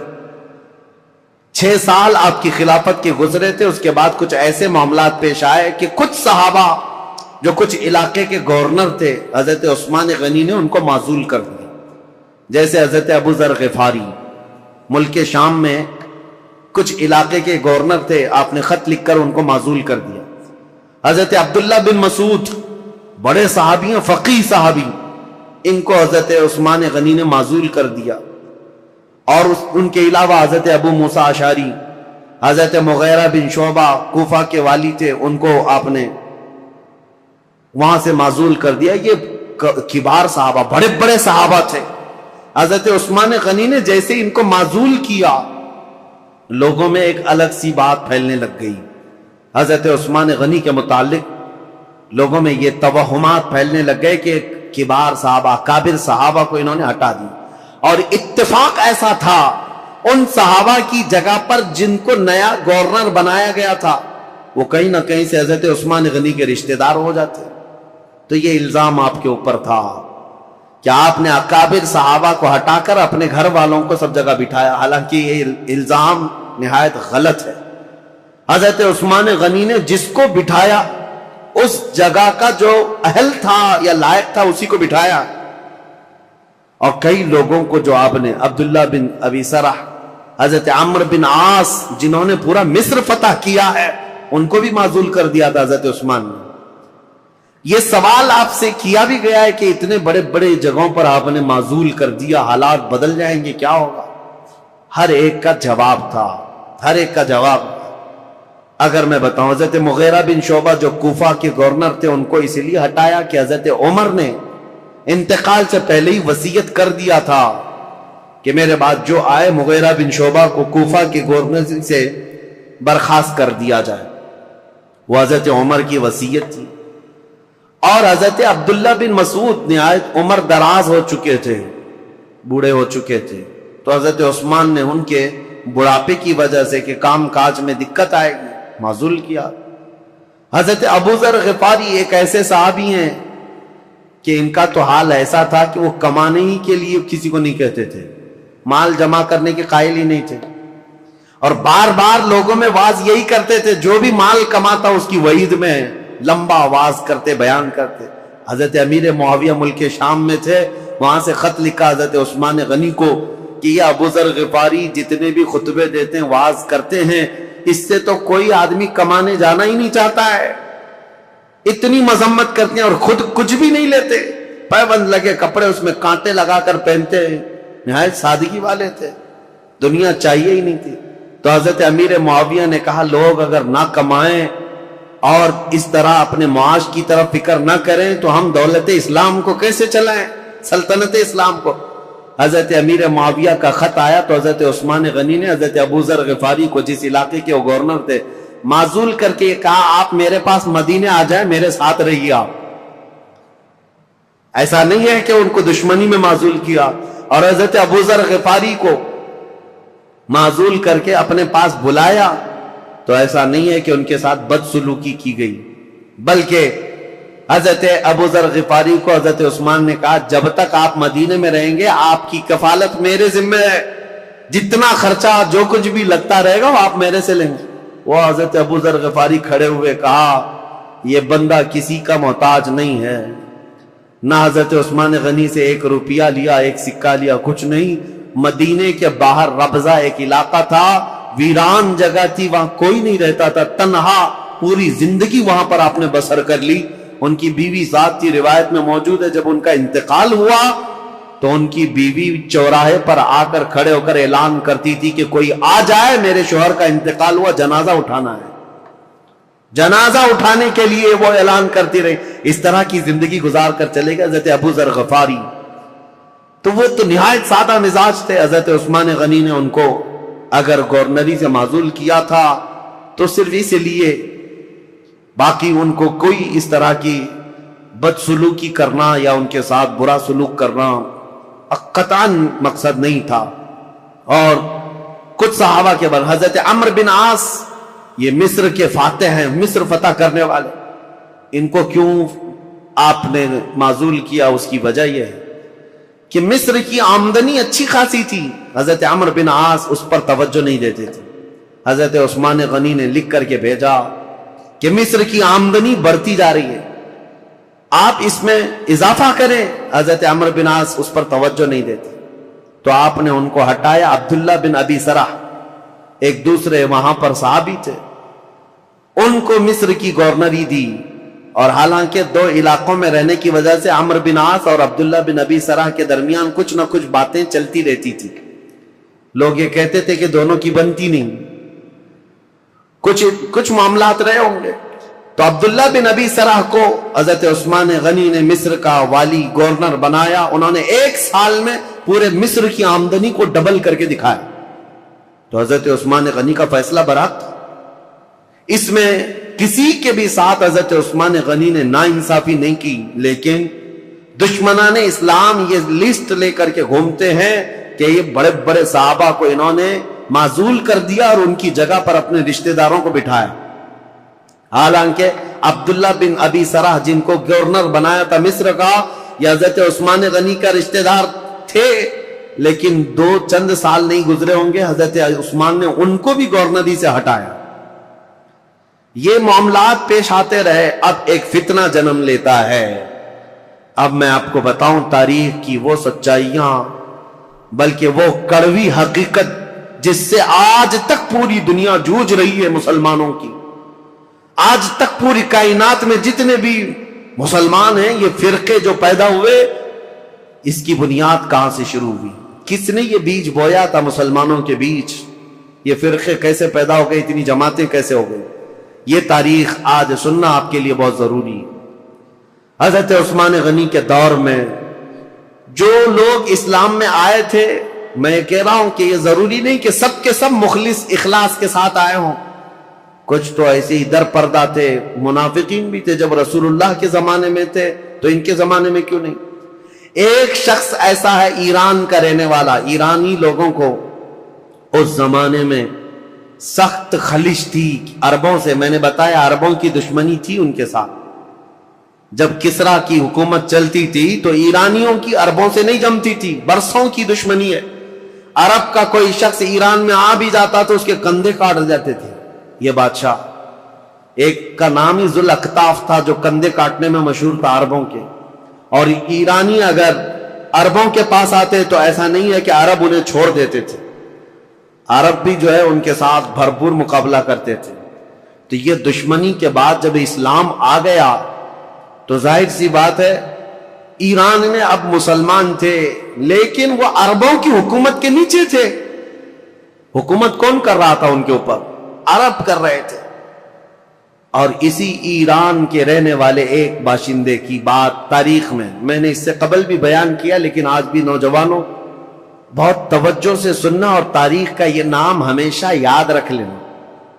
عبداللہ بن سبا ایک یہودی شخص، یہودی بھی اسلام میں آئے ہیں، عیسائی بھی آئے. یہودی تھا، یہ اسلام لایا. عبداللہ بن سبا، یاد رکھو عبداللہ بن سبا، یہ اسلام لایا. اور اسلام لانے کے بعد یہ مسلمانوں کی جماعت میں آیا، لیکن پکا مسلمان نہیں تھا، یہ یہودی ہی تھا. اس نے دیکھا کہ ان عربوں کی حکومت پوری دنیا میں پھیلتی جا رہی ہے. انہوں نے ایران کو فتح کر لیا، شام کو فتح کر لیا، روم کو فتح کر لیا. دل کے اندر جو کڑن تھی اور اس کا بدلہ لینے کے لیے ہمیشہ اس بات کے اندر انتظار میں رہتا تھا کہ کوئی کمی ان کی نظر آ جائے جس کو لے کر کے مسلمانوں میں ہم جماعتیں بنا دیں. تو عبداللہ بن سبا یہ وہ پہلا شخص ہے جو اسلام میں فتنہ انگیزی شروع کرنے کے لیے کیا کیا؟ حضرت عثمان غنی کی کمیاں گنانا شروع کیا جماعتوں میں جا جا کر کے. اس کی فتنہ انگیزیاں جب بصرہ میں پہنچی، بصرہ ایک شہر ہے عراق کا، تو حضرت مغیرہ بن شعبہ وہاں پر موجود تھے. تو انہوں نے اس کو شہر بدر کر دیا، وہاں سے نکال کر بھیج دیا. وہ کوفہ آیا. کوفہ کے جو والی تھے ان کو بھی سعید بن عاص، ان کو جب خبر ملی تو کوفہ سے بھی اس کو بھگا دیا گیا. عبداللہ بن سبا اب مصر پہنچا. مصر آنے کے بعد مصر کے نئے جو لوگ اسلام میں آئے تھے ان کے دلوں میں یہ بات ڈالنا شروع کیا کہ عثمان جو ہے ایک کمزور خلیفہ ہیں اور صرف رشتہ داروں کا خیال کرتے ہیں. اپنے رشتہ داروں کے لیے وہ بہت زیادہ پیسہ بھی دے دیتے ہیں، نذرانے بھی دیتے ہیں. جبکہ حضرت عثمان غنی اپنے رشتہ داروں کو جو مال دیتے تھے وہ بیت المال سے نہیں، وہ اپنے جیب خاص سے دیتے تھے. ان کا مال ہی اتنا تھا، وہ دیتے تھے، نوازتے تھے. اب میں آپ کو بتاؤں عبداللہ بن سبا کا یہ فتنہ اثر کرنے لگ گیا لوگوں میں. مسلمانوں میں یہ بات آنے لگ گئی اپنے خلیفہ کے متعلق. اب انقلاب انقلاب نام سے کچھ نعرے شروع ہو گئے. کہاں پر؟ کوفہ میں انقلاب کے نام سے نعرے شروع ہوئے. حضرت سعید بن عاص ایک صحابی ہیں، وہ کوفہ کے گورنر تھے، انہوں نے دیکھا یہ کوفہ میں کیا ہو رہا ہے، لوگ روزانہ ہو جیسے یہ پلے کارڈ لے کر کے اتر جاتے ہیں، اس زمانے میں وہ احتجاج کرتے رہتے تھے کہ ہم کو ایک نئی چیز چاہیے، تبدیلی چاہیے، انقلاب چاہیے. تو سعید بن عاص نے حضرت عثمان کو یہ لکھ کر بھیجا، کوفہ والے شاید مجھے پسند نہیں کرتے، یہ ابو موسیٰ اشعری کو پسند کرتے ہیں. تو حضرت عثمان غنی نے ان کو معزول کر دیا، سعید بن عاص کو کہا کہ تم اتر جاؤ، کوفہ والوں کی پسند کے مطابق ابو موسیٰ اشعری کو گورنر بناؤ. گورنر تو بنایا لیکن کوفہ والوں کی وہ خواہش نہیں تھی. ابو موسیٰ اشعری بھی گورنر بنے لیکن فتنہ ٹھنڈا نہیں ہوا، انقلاب انقلاب، کیونکہ یہودیوں کا ڈالا ہوا بیج تھا، انہیں پورے خلافت کو ہلانا تھا. خلافت کے نظام کی دشمن قوم اس دور میں بھی سب سے بڑی کوئی دشمن قوم ہے تو یہودی قوم ہے. میں آپ کو بتاؤں، مولانا محمد علی جوہر، مولانا شوکت علی، یہ آزادی کے موقع کے جو مشہور نام ہے، آپ کو پتا ہوگا، ان کی کتاب میں ایک بات انہوں نے لکھی، وہ خلافت جب ختم ہو رہی تھی، ترکی کی خلافت عثمانیہ اگرچہ نام سے خلافت قائم رہی، اور جب وہ ختم ہو رہی تھی تو یہ بیچارے دوڑ رہے تھے، بھاگ رہے تھے کہ نہیں خلافت کو قائم کرنا ہے کسی نہ کسی کو. اور خلافت کمیٹیاں ہندوستان میں بھی بنائی تھی، بھائی کلہ میں آج بھی موجود ہے خلافت ہاؤس، یہ اس دور کا بنا ہوا ہے. اور آج بھی میلاد شریف کا جلوس جو ہے وہ خلافت ہاؤس سے نکلتا ہے. ممبئی والوں کو پتا ہے نہیں پتا معلوم نہیں، خلافت ہاؤس آج بھی ہے بھائی کلہ میں. خلافت کو قائم کرنے کے چکر میں وہ دوڑتے رہے. کیوں؟ ان کی بتائی ہوئی ایک بات بتا رہا ہوں. یہودیوں نے کہا تھا، ایک بڑے یہودی دانشور نے ان سے کہا تھا، ہمیں مسلمانوں کی نماز سے، ان کے زکوٰۃ سے، ان کی قربانیوں سے، ان کی ٹوپی داری سے، ان کی مسجدوں سے کوئی بھی نفرت نہیں، کوئی مذائقہ نہیں. وہ جتنی نمازیں پڑھنا ہے سب پڑھیں، لیکن ہم چاہتے ہیں مسلمانوں میں دو باتیں کبھی نہ آئیں. ایک، دو لفظ کبھی نہ آئے. یہودی یہ چاہتے مسلمانوں کی زبان پر دو لفظ کبھی نہ آئے، ایک جہاد کا لفظ نہ آئے، دوسرے خلافت کا لفظ نہ آئے. پوری دنیا سے انہوں نے یہ دو ناموں کو مٹانے کے لیے ایڑی چوٹی کا زور لگایا. یہودی آج سے نہیں، عبداللہ بن سبا کے زمانے سے. عبداللہ بن سبا یہ وہ فتنہ ہے جو خلافت کو ہلانے کے لیے آیا تھا. پوری خلافت کو وہ مدینہ طیبہ کی درہم برہم کرنا چاہتا تھا، اس کے لیے وہ فیلڈ بنانا شروع کیا. اور آپ کو پتا ہے اسی طرح کا یہودی تھا لارنس آف عربیہ جس کو کہتے ہیں، جس نے خلافت عثمانیہ کو ہمیشہ کے لیے اس دنیا سے ختم کیا ہے. عربوں کو اٹھایا ترکیوں کے خلاف اور پورے عرب میں ایک ایسا فتنہ مچایا. لارنس آف عربیہ جو انگلینڈ کا باشندہ، وہ عربی اتنی اچھی بولتا تھا کہ جو اصل عرب ہے وہ نہیں بول پاتے تھے، اور عربوں میں رہ کر کے ان کے مزاج میں یہ بات ڈالا تھا کہ تم عرب ہو اور ترکی تم پر آ کر حکومت کرتے ہیں. بغاوت ایسی کی تھی کہ ترکیوں کے خلاف عرب کی لڑائی چلی 1920 سے لے کر 1930 تک، اور ترکی عرب کا پورا علاقہ چھوڑ کر چلے گئے. اور اس کے بعد یہ سعودی عرب قائم ہوا ہے. سعودی نام ہی نہیں تھا، عرب شریف ہے، حجاز تھا، نجد تھا، اور اصل عرب یمن کہلایا جاتا تھا. سب ڈیوائیڈ ہو گئے، ترکی چلے گئے. اس ڈیوائیڈیشن میں بھی سب سے بڑا رول یہودیوں کا تھا، اور یہ یہودی فتنہ حضرت عثمان غنی کے زمانے میں شروع ہوا ہے. اسی لیے تاریخ بتانا مجھے بہت ضروری ہے. عبداللہ بن سبا نے کیا کرنا شروع کیا؟ مصر کے لوگوں میں، کوفہ کے لوگوں میں، بصرہ کے لوگوں میں یہ بات ڈالنی شروع کی کہ خلافت کے زیادہ حقدار تو حضرت علی ہیں، اہل بیت ہیں، رسول اللہ کے گھر والے ہیں.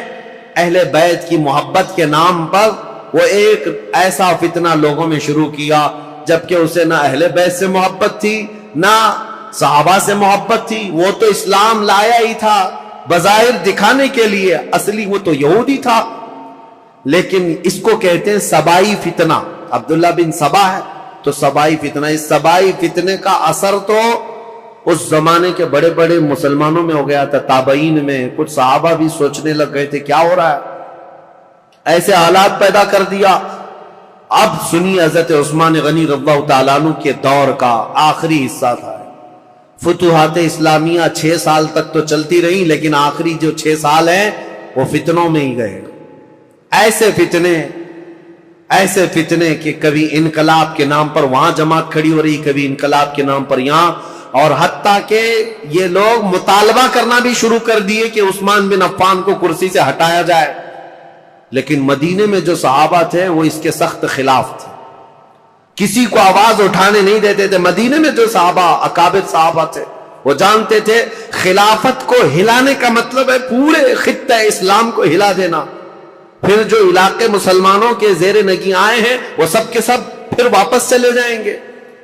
رعب و دبدبہ پورے خطوں پر ایسا قائم تھا خلیفہ وقت کا، کسی کی مجال نہیں ہوتی تھی. تو خلافت کو ہلانا مطلب اتنے بڑے خطے کو کہاں نیشاپور، سمرقند، بخارا، قبرص، ترکی اور افریقہ کی سرزمین تک جو خلافت کا دائرہ پھیلا ہے، ایک ہی خلیفہ ہے اور ایک پلر کو ہلانے کا مطلب سمجھتے ہیں. صحابہ جو مدینے کے تھے وہ اس باریکی کو سمجھتے تھے، لیکن جو نئے آئے ہوئے تھے، جوان لوگ تھے، یہ جوش میں اڑے جا رہے تھے، اڑے جا رہے تھے. اور اس کے بعد یہ فتنہ ابھرتا ہوا یہاں تک پہنچا کہ مصر میں عبداللہ بن ابی سرح، جس کے بارے میں بتا رہا ہوں، یہ حضرت عثمان غنی رضی اللہ تعالیٰ عنہ کا رشتہ دار بھی تھا. اس کے خلاف مصر کے بہت سارے لوگوں نے شکایتیں کی کہ یہ بہت سختی کرتا ہے، ایسا ہے، فلاں ہے. بہت ساری شکایتیں آتی رہی. حضرت عثمان غنی رضی اللہ تعالیٰ عنہ اس وقت ان شکایتوں کی طرف نظر نہیں فرماتے تھے. یہاں تک کہ ایک بار حضرت محمد بن ابو بکر، اب سنی حضرت عثمان غنی رضی اللہ تعالیٰ عنہ کے دور کا یہ سب سے کڑوا واقعہ ہے، بہت کڑوا واقعہ.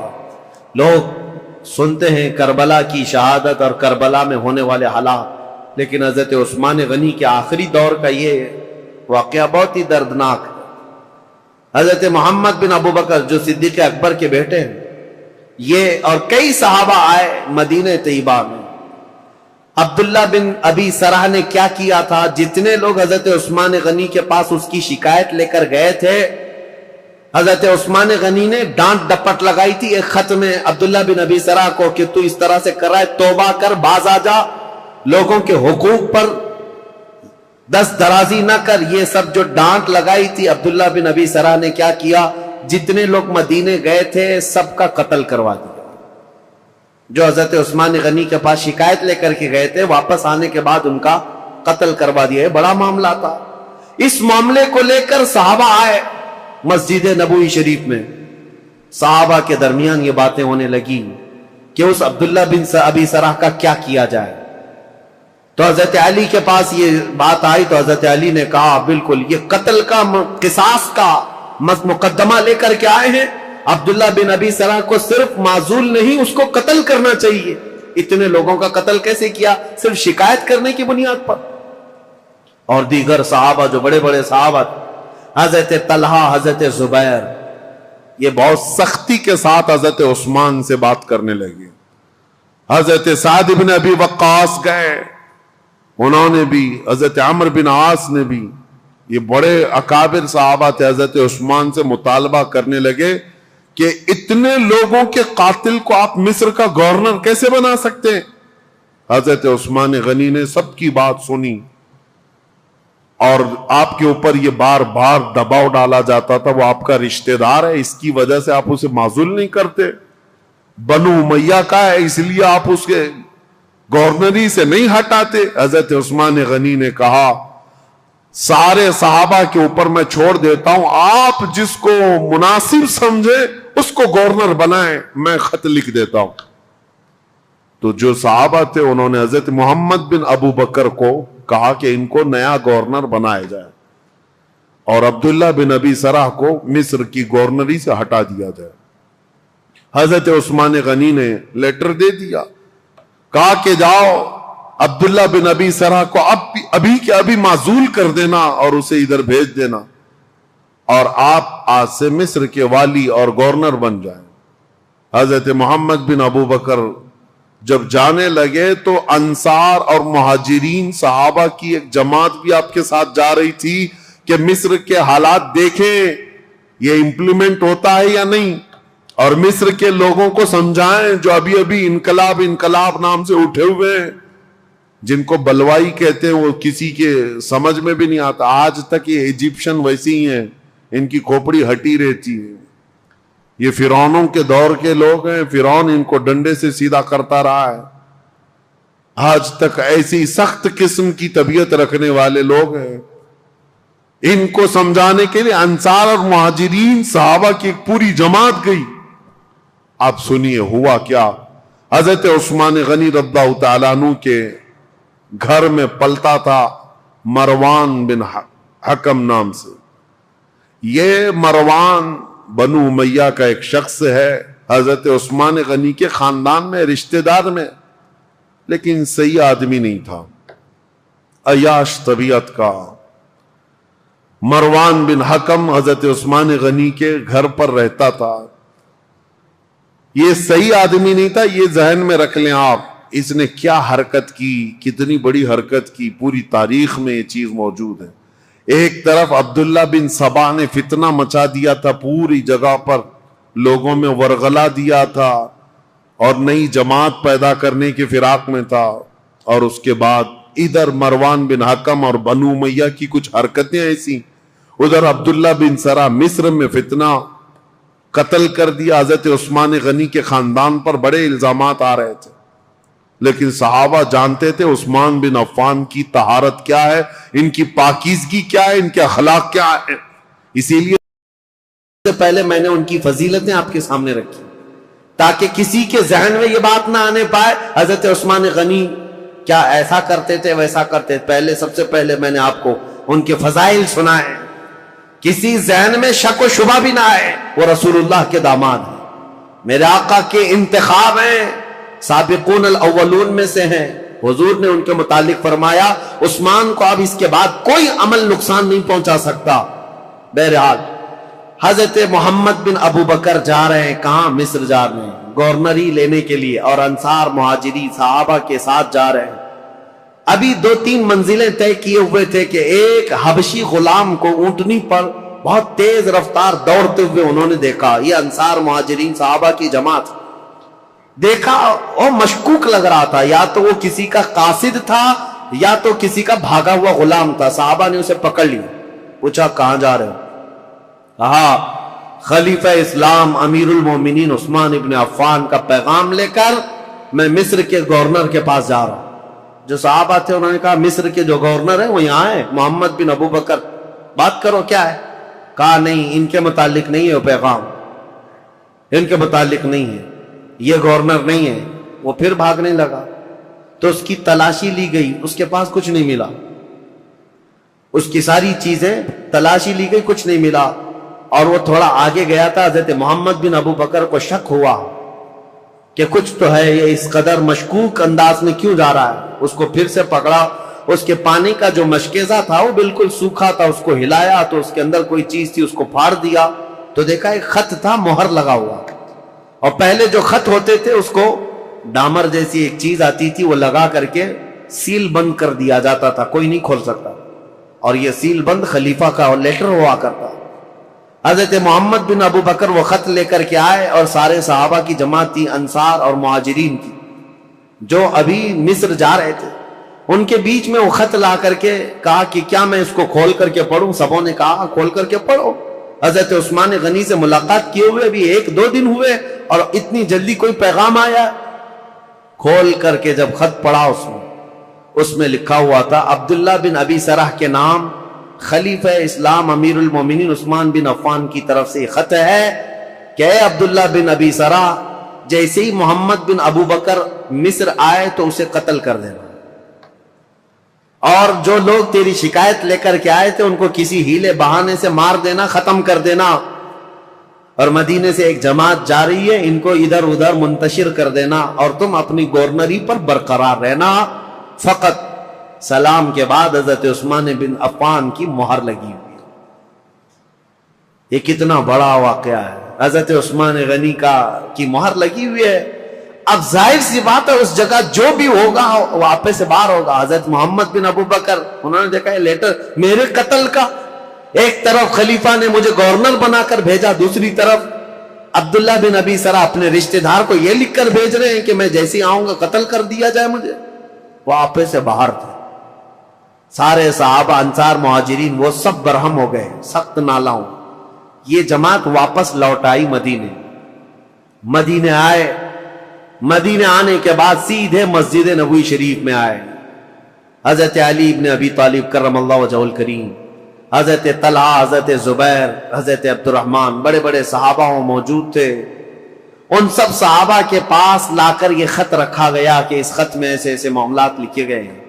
سب صحابہ نے کہا یہ نہایت ہی بہت ہی گری ہوئی حرکت ہے، ایسا ہونا ہی نہیں چاہیے، ایسا کیسے کیا جا سکتا ہے. تو پھر حضرت علی رضی اللہ تعالیٰ عنہ نے کہا اس مسئلے کو امیر المومنین سے ہی پوچھا جائے. تو خط لے کر حضرت علی آئے، آپ کے ساتھ 6 صحابہ اور بھی تھے. حضرت عثمان غنی، یہ آپ کو میں بتا رہا ہوں 70 سال کے بعد تو وہ خلافت پر بیٹھے تھے اور تقریباً آپ کی عمر ابھی 80 سال کے قریب ہو رہی تھی.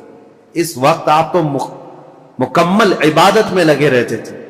حضرت عثمان کے پاس آئے، حضرت علی نے یہ خط دکھایا. وہ غلام کو بھی پکڑ کر کے لائے تھے، وہ اونٹنی بھی ساتھ تھی. حضرت عثمان سے کہا یہ غلام آپ کا ہے؟ حضرت عثمان نے کہا یہ غلام میرا ہے. کہا اونٹنی؟ کہا یہ بھی میری.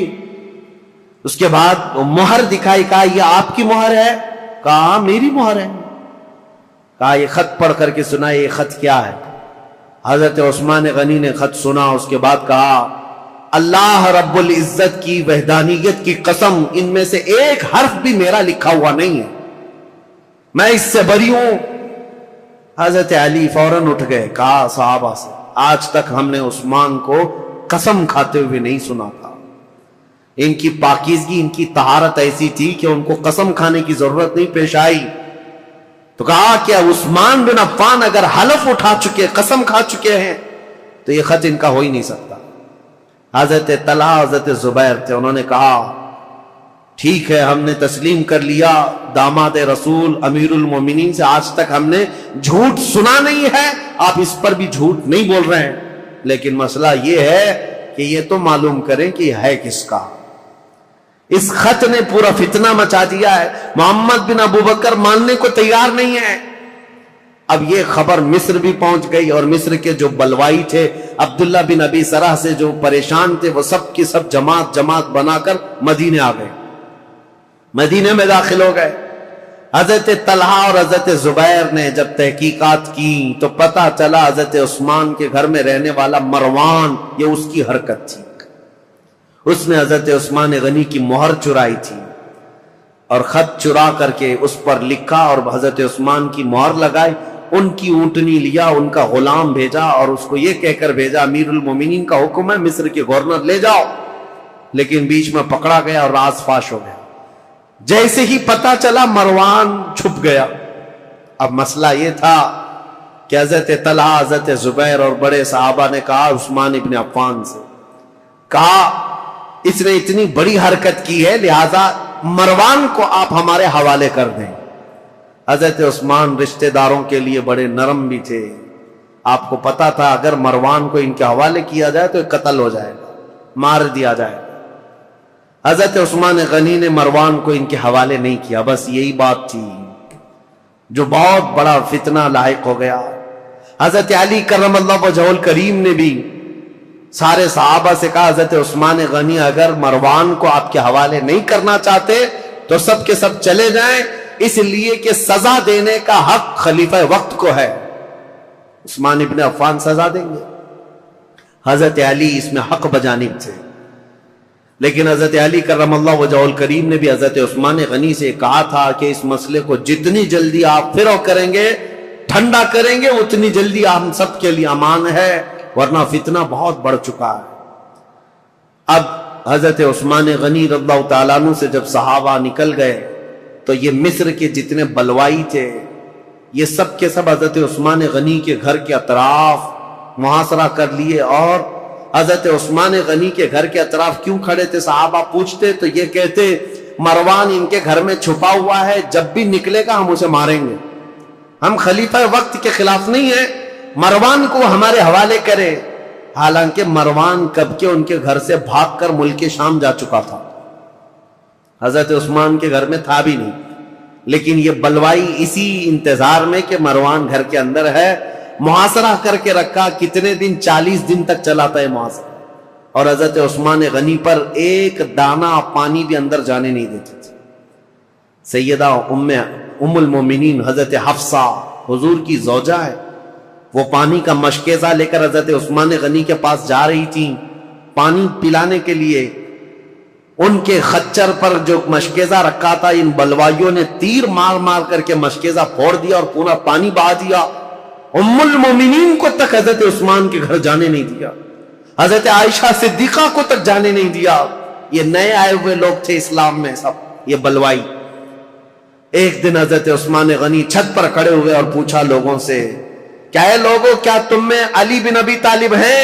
لوگوں نے کہا نہیں ہے. کہا تم میں سعد بن ابی وقاص ہے؟ لوگوں نے کہا نہیں ہے. کہا طلحہ یا زبیر ہے؟ کہا نہیں ہے. حضرت عثمان نے چھت سے پکار کر کہا، کیا میری بات علی بن ابی طالب تک کوئی پہنچا سکتا ہے؟ کہا کہ کیا بات ہے؟ کہا علی بن ابی طالب سے یہ کہہ دو کہ عثمان بن عفان پچھلے 4-5 دن سے پانی کا ایک گھونٹ بھی نہیں پیا ہے. خبر ملی مولا علی کرم اللہ وجہہ الکریم، حضرت علی رضی اللہ تعالیٰ عنہ نے اپنے دونوں شہزادوں کو لے کر حضرت حسن اور حضرت امام حسین پانی کے مشکیزے بھرے اور چند جوانوں کو لے کر حضرت عثمان کے گھر پہنچ گئے اور پانی پہنچایا. یہ صرف اور صرف یہی پانی تھا حضرت عثمان کے گھر جو پہنچا، آخری پانی تھا جو حضرت علی بن ابی طالب کی طرف سے آیا تھا. میرے عزیزو، یہ باتیں اس لیے بھی بیان کرنا ضروری ہے کہ لوگ ایسی چیزیں کنٹروورسی بیان کرتے ہیں کہ حضرت علی میں حضرت عثمان میں نہیں بنتی رہی ہوگی اور انہوں نے ایسا کیا ہوگا. نہیں، حضرت علی کی نہیں بنتی تھی، حالانکہ حضرت عثمان کے گھر کے دروازے پر پہرا دینے کے لیے امام حسن اور امام حسین کو کھڑا کیا گیا تھا. اور عبداللہ بن زبیر، حضرت زبیر نے اپنے بیٹے کو کھڑا کیا، حضرت طلحہ نے اپنے بیٹے کو کھڑا کیا، بڑے بڑے صحابہ نے اپنے اپنے بیٹوں کو حضرت عثمان کے گھر کے دروازے پر کھڑا کیا ہے. اور یہ تنبیہ کی تھی یہ بلوائی مصر کے کہیں رات کے وقت یا کہیں انجانے میں عثمان بن عفان کے گھر میں داخل نہ ہو جائیں اور کہیں ان کو نقصان نہ پہنچائیں. یہاں تک کہ یہ بلوائی جو ہے مصر کے جو لوگ آئے تھے ایک مرتبہ تیر چلائے تھے، ان تیروں کی وجہ سے حضرت امام حسین کا پورا سینہ زخمی ہو گیا، خون خون ہو گئے تھے. اور حضرت امام حسن مجتبیٰ کے سر پر زخم آیا تھا نیزے سے. یہ حضرت عثمان کی حفاظت پر دونوں شہزادے کھڑے تھے اور یہ خون اتنا بہ گیا تھا جس کو دیکھ کر کے ڈر گئے. محمد بن ابو بکر ان میں تھے، انہوں نے کہا ہے لوگوں، ہم تو عثمان بن عفان اور بنو امیہ کے خلاف کھڑے ہیں، ابھی تم نے ان کا خون اتنا بہا دیا کہ بنو ہاشم ان کا یعنی بدلہ لینے کے لیے آ جائیں گے. بنو ہاشم کون ہے؟ رسول اللہ کا خاندان. اور امام حسن اور امام حسین جب زخمی ہو گئے ہوں تو رسول اللہ کا جو خاندان ہے بنو ہاشم وہ تو بدلہ لینے کے لیے آ جائیں گے. محمد بن ابو بکر نے کہا معاملہ سب الٹ جائے گا، عثمان بن عفان کو کوئی دیکھے گا ہی نہیں، حسن اور حسین جو زخمی ہوئے اس کا بدلہ لینے کے لیے قوم ہم پر ٹوٹ پڑے گی، اس لیے اس کام کو جلدی کر دو. محمد بن ابو بکر اور چند لوگ چھت پھلان کر کے حضرت عثمان غنی کے گھر کے اوپر سے اندر داخل ہوئے. اس وقت سیدنا عثمان بن عفان قرآن کی تلاوت کر رہے تھے، قرآن پڑھ رہے تھے. اور رسول کریم صلی اللہ تعالی علیہ وسلم کو ایک دن پہلے خواب میں دیکھا تھا. نبی پاک صلی اللہ تعالی علیہ وسلم کو خواب میں دیکھ کر پھوٹ کر رونے لگے حضرت عثمان. کہا یا رسول اللہ، وہ قوم جس کو میں نے بیر روما وقف کر دیا تھا جب مدینے میں کسی کے پاس پانی نہیں تھا، میں نے ان کے لیے پانی وقف کیا، آج وہ قوم مجھے پانی نہیں دے رہی. نبی پاک صلی اللہ تعالی علیہ وسلم نے حضرت عثمان سے کہا کیا ہے عثمان، تھوڑا اور برداشت کر لو، کل میرے ہاتھ سے پانی پیو. حضرت عثمان کہتے ہیں حضور کو خواب میں اتنا دیکھنے کے بعد تسلی ہو گئی. 40 دن کا محاصرہ چلا ہے حضرت عثمان کے ساتھ، 40 دن کا، وہ 40 دن روزے سے گزرے. حضرت عثمان غنی رضی اللہ تعالیٰ عنہ کی یہ سختیاں، اور جب پانی بھی نہیں پہنچتا، کھانا بھی نہیں پہنچتا، اس وقت رسول کریم صلی اللہ تعالیٰ علیہ وسلم کے کئی صحابہ میں یہ بات میں بتاتا ہوں، محمد بن ابو بکر چھت پھلانگ کر کے آئے تھے، اس سے پہلے کئی صحابہ آئے، حضرت طلحہ آئے، حضرت زبیر آئے اور دیگر بڑے صحابہ آئے. کہا امیر المومنین یہ حالات بڑے سخت ہو گئے، 3 باتوں میں سے ایک بات کر لیجیے آپ، یا تو آپ کسی چھپے ہوئے راستے سے ملک شام چلے جائیں، وہاں آپ کی حفاظت ہو سکتی ہے، یا تو پھر مروان کو پکڑوا کر کے اس کو سب کے سامنے سزا دے دیں، معاملہ ٹھنڈا ہو سکتا ہے، یا تو پھر آپ اپنی خلافت سے دستبردار ہو جائیے، خلافت سے آپ ہٹ جائیے. حضرت عثمان نے کہا یہ تینوں کام نہیں کر سکتا، مروان میرے پاس نہیں. رہی بات مجھے ملک شام جانے کی بات کر رہے ہو، حضرت عثمان غنی کہتے ہیں میرے جسم کے ٹکڑے ہو جائیں میں رسول اللہ کا مدینہ چھوڑ کر نہیں جا سکتا، میں رسول اللہ کا پڑوسی ہونے کے لیے اپنا وطن مکہ چھوڑ کر یہاں آیا، اپنی جان بچانے کے لیے میرے نبی کا شہر چھوڑ کر نہیں جا سکتا. اور رہی بات تیسری، خلافت چھوڑ دیجئے، سنو اس بات کا مجھے شوق نہیں ہے، لیکن میرے آقا صلی اللہ تعالی علیہ وسلم کی حدیث ہے، رسول اللہ نے فرمایا تھا عثمان بن عفان ایک جبہ دیا تھا اور اس کے بعد کہا اے عثمان اللہ تمہیں ایک جبہ پہنائے گا اور میری امت اس کو اتارنے کی کوشش کرے گی، لیکن تم موت تک اس جبے کو اتارنا مت. حضرت عثمان نے کہا اس جبے سے مراد رسول اللہ نے جو فرمایا تھا وہ خلافت کا جبہ تھا جو اللہ نے مجھے پہنایا، اور میں نے اپنی زندگی میں رسول صادق صلی اللہ علیہ وسلم کی بات سچ ہوتے دیکھا، قوم مجھ سے وہ جبہ اتارنے کی کوشش کر رہی ہے اور میں ابھی تک برقرار ہوں تو صرف رسول اللہ کے فرمان کی وجہ سے. میرے آقا نے فرمایا ہے. تو صحابہ نے جب یہ 3 باتیں رکھی، حضرت عثمان نے تینوں کا جواب دیا تو سب صحابہ چلے گئے. اب وہ 40واں دن تھا جب حضرت عثمان قرآن کی تلاوت کر رہے تھے. حضرت حسن، حضرت امام حسین، حضرت عبداللہ بن زبیر، حضرت طلحہ کے بیٹے، یہ سب دروازوں پر کھڑے تھے، لیکن چھت سے یہ لوگ داخل ہو گئے. جیسے ہی آئے، محمد بن ابو بکر کون ہے؟ حضرت ابو بکر صدیق کے بیٹے. ان کے قتل کا فرمان گیا تھا نا، تو ظاہر سی بات ہے ان کو غصہ تھا. حضرت عثمان کے خط میں کس کے قتل کا تھا؟ ان کے قتل کا مسئلہ لکھا ہوا تھا. عبداللہ بن ابی سرح کو جو خط لکھا گیا تھا مروان نے، وہ محمد بن ابو بکر کے قتل کا تھا. تو محمد بن ابو بکر داخل ہوئے اور آتے ہی حضرت عثمان غنی کی داڑھی پکڑ لی. کہا عثمان بن عفان سے امیر المومنین آپ ایسا کیسے کر سکتے ہیں؟ میرے ساتھ ایسا کیسے کر سکتے ہیں آپ؟ ایک طرف مجھے گورنر بنا کر بھیج رہے تھے اور دوسری طرف اس کو میرے قتل کا لیٹر بھیج رہے تھے. حضرت عثمان نے نہیں کچھ نہیں کہا اے محمد اگر تیرے باپ یہ حرکت کرتے ہوئے دیکھتے تو زندہ نہیں بچتا. وہ ڈر گئے محمد بن ابو بکر، کیونکہ حضرت ابو بکر صدیق اگر دیکھ لیتے اس بات کو. حضرت عثمان نے صرف اتنا جملہ کہا اگر تیرے باپ ہوتے تو میری داڑھی تک تیرا ہاتھ نہیں آ سکتا تھا. تو حضرت محمد بن ابو بکر ان کے ہاتھ پر کانپنے لگ گئے، پیچھے ہو گئے، اور اس کے بعد دروازے پر جا کر زور زور سے توبہ کرنے لگے مجھ سے کیا ہو گیا، اور گھر سے باہر نکل کر کے آئے. لیکن حضرت محمد بن ابو بکر کے ساتھ جو مصر کے 2 بلوائی آئے تھے انہوں نے اپنے نیزے سے حضرت عثمان کے سینے پر مار کر کے ان کو شہید کیا. انا للہ و انا الیہ راجعون. سیدنا عثمان بن عفان رضی اللہ تعالیٰ عنہ کو جس وقت شہید کیا گیا آپ کا خون نکل کر کے قرآن کے ورقوں پر پڑا تھا، اور جس آیت پر پڑا تھا وہ یہ تھی فَسَيَكْفِيكَهُمُ اللَّهُ، اللہ ان لوگوں کے لیے کافی ہو جائے گا، اللہ ان کے لیے کافی ہو جائے گا. صبغۃ اللہ ومن احسن من اللہ صبغہ، اللہ کا رنگ سب سے بھاری رنگ ہے، اس سے بہتر رنگ کس کا ہے؟ اس آیت پر وہ خون کے قطرے پڑے تھے. وہ قرآن پاک آج بھی ترکی میں موجود ہے. حضرت عثمان غنی کا تلاوت کرنے والا جو قرآن تھا، میرے عزیزو یہاں شہادت عثمان بن عفان ہو گئی. اتنا قتل ہوتے ہی آپ کی جو بیوی اس وقت موجود تھی نائلہ، یہ چھت پر کھڑی ہو گئی اور چیخ کر کے لوگوں کو خبر دینے لگی امیر المومنین قتل ہو گئے، امیر المومنین قتل ہو گئے. آواز سن کر کے صحابہ تیزی سے دوڑنے لگ گئے. مسجد نبوی کے آس پاس سب صحابہ جمع ہونے لگے. حضرت علی کرم اللہ وجہہ الکریم کی بات پھر میں بتاؤں. حضرت علی باہر کہیں گئے ہوئے تھے، آپ کو خبر دی گئی تو سر پٹ دوڑاتے ہوئے گھوڑے کو اس طرح سے مدینے آئے تھے، اور آتے ساتھ سب سے پہلے حضرت علی کرم اللہ وجہہ الکریم نے حضرت عثمان کو قتل ہوتے ہوئے دیکھا تھا، مقتول پڑے ہوئے تھے، تو آتے ساتھ سب سے پہلے حضرت امام حسن کو ایک تماچا لگایا، امام حسین کے سینے میں گھونسا مارا اور کہا کیا میں تم دونوں کو عثمان بن عفان کی حفاظت کے لیے نہیں کھڑا کیا تھا؟ دونوں شہزادے رو پڑے اور کہا بابا جان ہم نے ان کی حفاظت میں کوئی کمی نہیں کی، یہ بلوائیوں نے چھت کو پھاڑ کر کے حضرت عثمان کے گھر میں داخلہ لیا ہے اور ہمیں اس بات کی خبر نہیں تھی، اگر انہیں ہمارے درمیان سے جانا ہوتا تو ہم کسی کو زندہ نہ چھوڑتے۔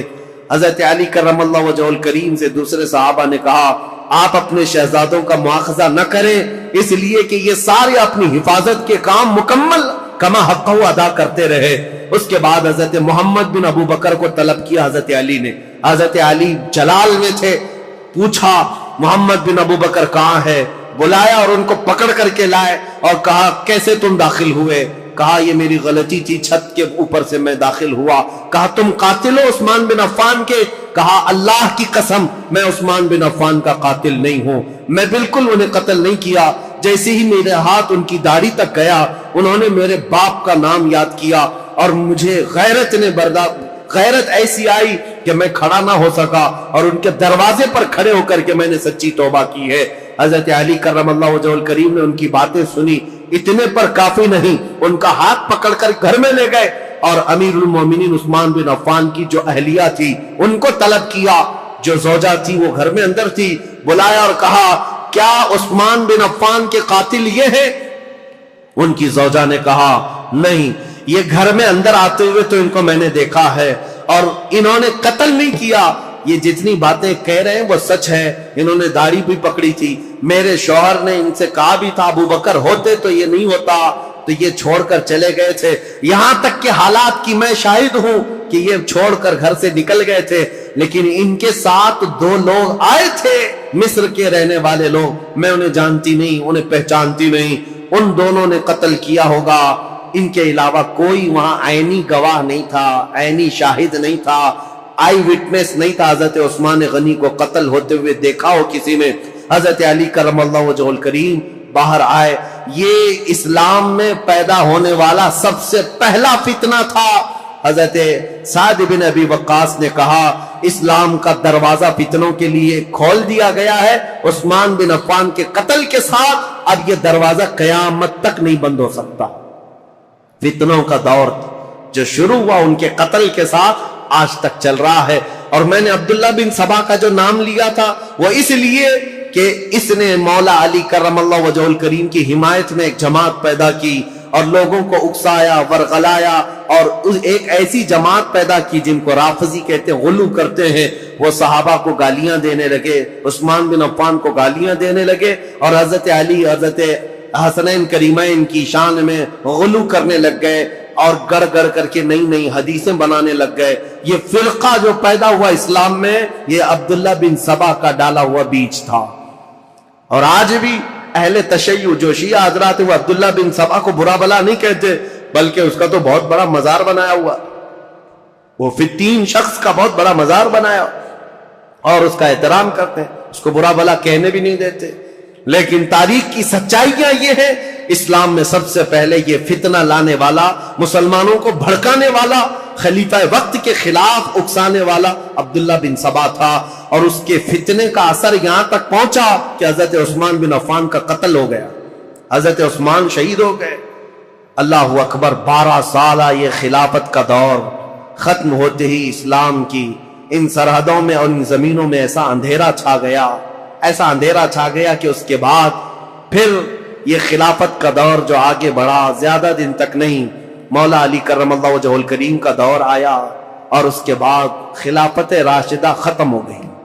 میرے آقا صلی اللہ تعالیٰ علیہ وسلم کی حدیث ہے، الخلافت بعدی 30 ثم الملوک، میرے بعد 30 سال خلافت چلے گی، اس کے بعد بادشاہ آئیں گے، اور اگر آپ کاؤنٹ کریں گے تو یہ چاروں خلفائے راشدین جو ہے ان کی مدت اور ان کا زمانہ ٹوٹل 30 سال کا ہوتا ہے، وہ رسول اللہ کے فرمان کے مطابق لیکن ان چاروں خلفاء میں سب سے لمبا زمانہ اگر کسی کو ملا ہے تو عثمان بن عفان کو ملا ہے۔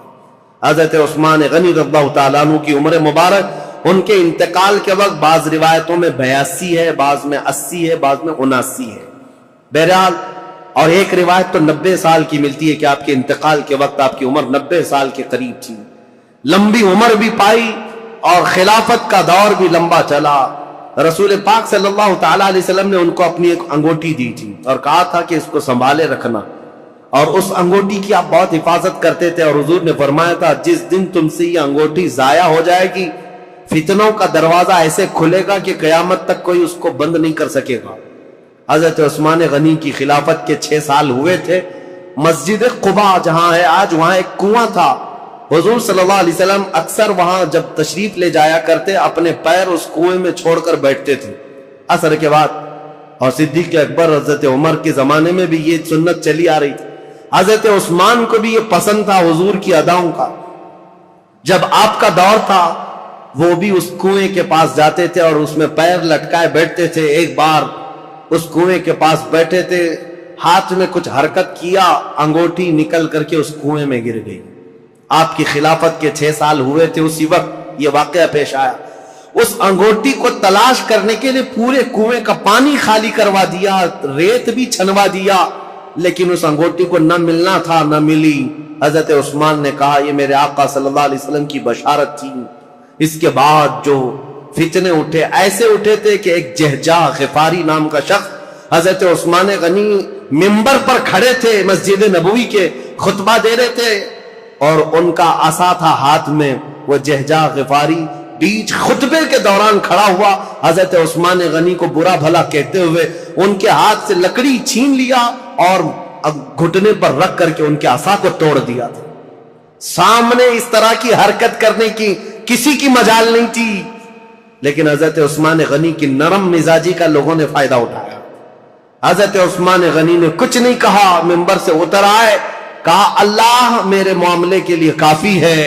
صحابہ کہتے ہیں وہ جہجہ غفاری لکڑی توڑ کر کے باہر نکلا نہیں تھا کہ اس کے گھٹنے میں سڑن پیدا ہوئی، ایسی سڑن پیدا ہوئی کہ اس کے گھٹنے میں کیڑے پڑ گئے تھے، ہمیشہ پیپ بہتا تھا، اور اسی گھٹنے کے اس سڑن کی بیماری میں ہی اس کی موت ہو گئی۔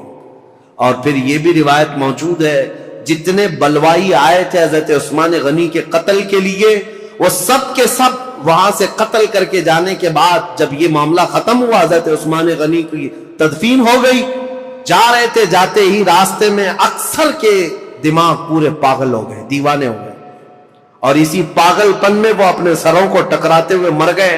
ان میں سے ایک شخص بھی بچا نہیں جو مصر پہنچا ہو۔ حضرت عثمان غنی رضی اللہ تعالیٰ عنہ کی کرامات بھی بہت ساری ہیں، بہت ساری ہیں۔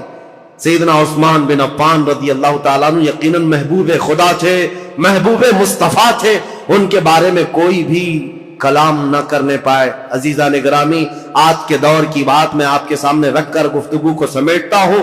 بہت سارے آج ایسے کھٹمل آئے ہوئے ہیں جو سیدنا عثمان بن عفان کی طرف انگلی اٹھاتے ہیں، اور ان کی شہادت کے متعلق میں ایک روایت بتا دوں، ابن عساکر کی روایت ہے اور مسند ابی یعلا کی روایت ہے۔ حضرت عبداللہ بن عباس نے فرمایا جس کو حضرت عثمان بن عفان کے قتل کی خوشی ہے یا ان کی موت کی خوشی ہے، حضرت عثمان بن عفان کے متعلق بہت بڑی روایت میں پیش کر رہا ہوں۔ عبداللہ بن عباس فرماتے ہیں کہ یہ جو مصر کے لوگ جو قتل کرنے آئے تھے، یہ اگر زندہ رہتے تو حضرت عبداللہ بن عباس دونوں باتیں کیا کہتے ہیں، پہلے یہ بات سن لو، کہتے ہیں اسلام میں سب سے پہلا فتنہ حضرت عثمان کا قتل ہے، اور سب سے آخری فتنہ دجال کا ظاہر ہونا ہے۔ دونوں فتنوں کو آپ نے برابر کہا ہے تو کتنا بڑا ہوگا عبداللہ بن عباس۔ اور کہتے ہیں جتنے قتل کرنے کے لیے آئے تھے یہ سب کے سب وہ لوگ ہیں جو آخری فتنہ جو اسلام میں آنے والا ہے دجال کا، یا اس دجال کے پیروکار لوگ ہیں۔ اور فرمایا کہ اگر کوئی ایسا شخص، عبداللہ بن عباس کی روایت صحیح احادیث میں موجود ہے، ابن عساکر کی روایت میں کہہ رہا ہوں، مسند ابی یعلا کی روایت، فرماتے ہیں کہ جس کو عثمان بن عفان کے قتل کی خوشی ہوئی یا ان کی موت کو سن کر کے خوش ہوا؟ اگر وہ زندہ رہے گا تو دجال کی فوج میں شامل ہوگا، اور اگر مر جائے گا تب بھی وہ قبر میں دجال کے پیروکاروں میں اٹھایا جائے گا۔ اتنی بڑی وعید ہے۔ ظالموں جو سوشل میڈیا پر آج بکتے رہتے ہیں، پھیلاتے رہتے ہیں، گند پھیلاتے ہیں عثمان بن عفان کے متعلق، اور جانتے ہوں انہوں نے ایک نئی چیز بدعت شروع کر رکھی ہے۔ حضرت عثمان غنی کی شہادت کے دن خوشیاں مناتے ہیں، ایک دوسرے کو مبارکبادیاں دیتے ہیں، اور پھر پوچھنے پر یہ کہتے ہیں نہیں ہم ان کی موت کی خوشی نہیں منا رہے، اس دن مولا علی کرم اللہ وجہہ الکریم خلیفہ بنے تھے، اس کی خوشی منا رہے ہیں۔ یہ اور بات ہے عزیزان گرامی، نیتوں کا اللہ مالک ہے۔ اگر مولا علی کرم اللہ وجہہ الکریم کی خلافت کی خوشی ہے تو یقیناً پورے کروڑوں مسلمانوں کو ان کی خلافت کی خوشی ہے، لیکن ساتھ میں اگر حضرت عثمان غنی کی موت کی کوئی خوشی مناتا ہے تو حضرت عبداللہ ابن عباس کے فرمان کے مطابق وہ دجال کے پیروکاروں میں ہے، وہ دجال کی فوج میں شامل ہونے والا شخص ہے۔ اسی لیے اپنی زبانوں کو لگام دو، اپنی عقلوں کو پردے ڈال کر کے جو چاہے بک بک نہ کرو۔ آج یہ محرم کے دور میں یہ بہت ساری چیزیں آئیں گی، سوشل میڈیا میں ابھی بہت سارے گند پھیلانے لگ جائیں گے، یہ تینوں خلفاء کے بارے میں، اور کبھی حضرت امیر معاویہ کے بارے میں، انہوں نے ایسا کیا، انہوں نے ایسا کیا، اور یہ اپنی عاقبت برباد کر رہے ہیں، اپنی آخرت خراب کر رہے ہیں۔ اس لیے رسول اللہ کے صحابہ کے متعلق میرے عزیزوں مجھے اتنا بیان کرنے کے لیے جتنا میں نے بیان کیا آج، یہ بہت ہی احتیاط والی چیز تھی۔ اگر اس میں میری زبان کہیں پر پھسلی ہو، لاکھ مرتبہ میں توبہ کرتا ہوں اللہ کی بارگاہ میں، مولا مجھے معاف کر دے۔ میں استغفار کرتا ہوں مولا مجھے معاف کر دے کہ حضور صلی اللہ تعالی علیہ وسلم کے صحابہ کی تاریخ بتا رہا ہوں، یہ آسان کام نہیں تھا۔ حضرت عثمان کا دور بتانے میں دیگر صحابہ کے بھی معاملات ہیں۔ حضرت ابو ذر غفاری کو انہوں نے معزول کیا، حضرت عمرو بن عاص کو معزول کیا، عبداللہ ابن مسعود کو معزول کیا، بڑے بڑے صحابہ ہیں۔ ایک طرف عثمان بن عفان ہے، ایک طرف مولا علی کرم اللہ وجہہ الکریم ہے، یہ سب صحابہ۔ حضرت طلحہ اور زبیر نے حضرت عثمان کے ساتھ جا کر سختی سے کیسے پوچھا تھا کہ یہ خط کس کا ہے، یہ سارے معاملات۔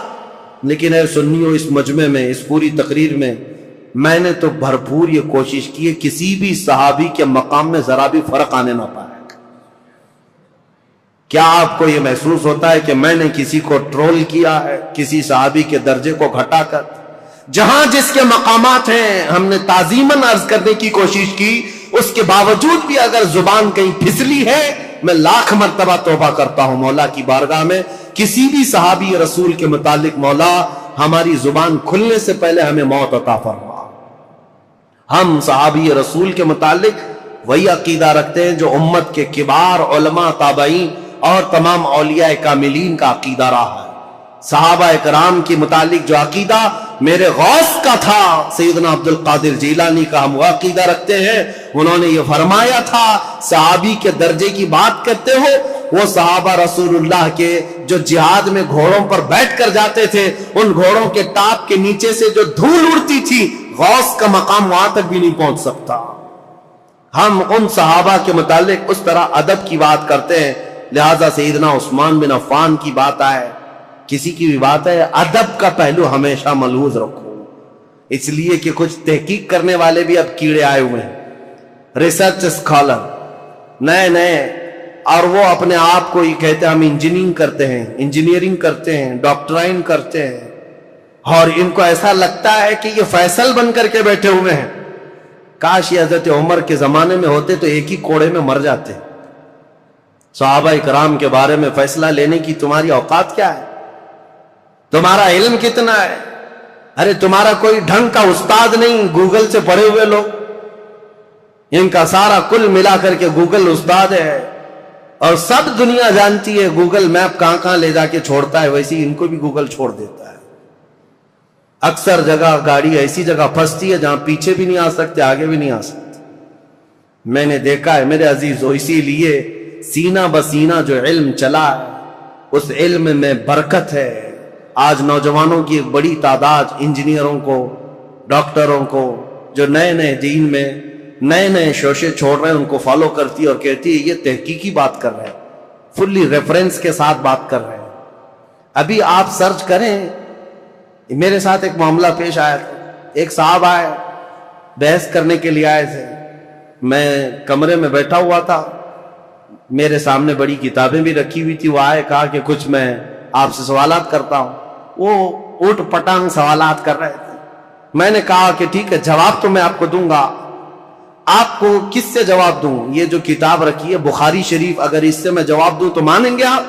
انہوں نے کہا بالکل مانوں گا، میں بالکل مانوں گا، اس پر ایمان ہے۔ میں نے کہا یہی تو جہالت ہے، یہ کتاب بہار شریعت تھی، وہاں رکھی ہوئی کتاب بہار شریعت اردو کی کتاب ہے۔ میں نے کہا یہ بخاری شریف سے اگر میں بتاؤں، اس شخص کو یہ تک نہیں معلوم بہار شریعت ہے کہ بخاری شریف ہے، ہروٹ پٹانگ سوالات کرنے آ گئے، گوگل سے لے کر کے آ گئے۔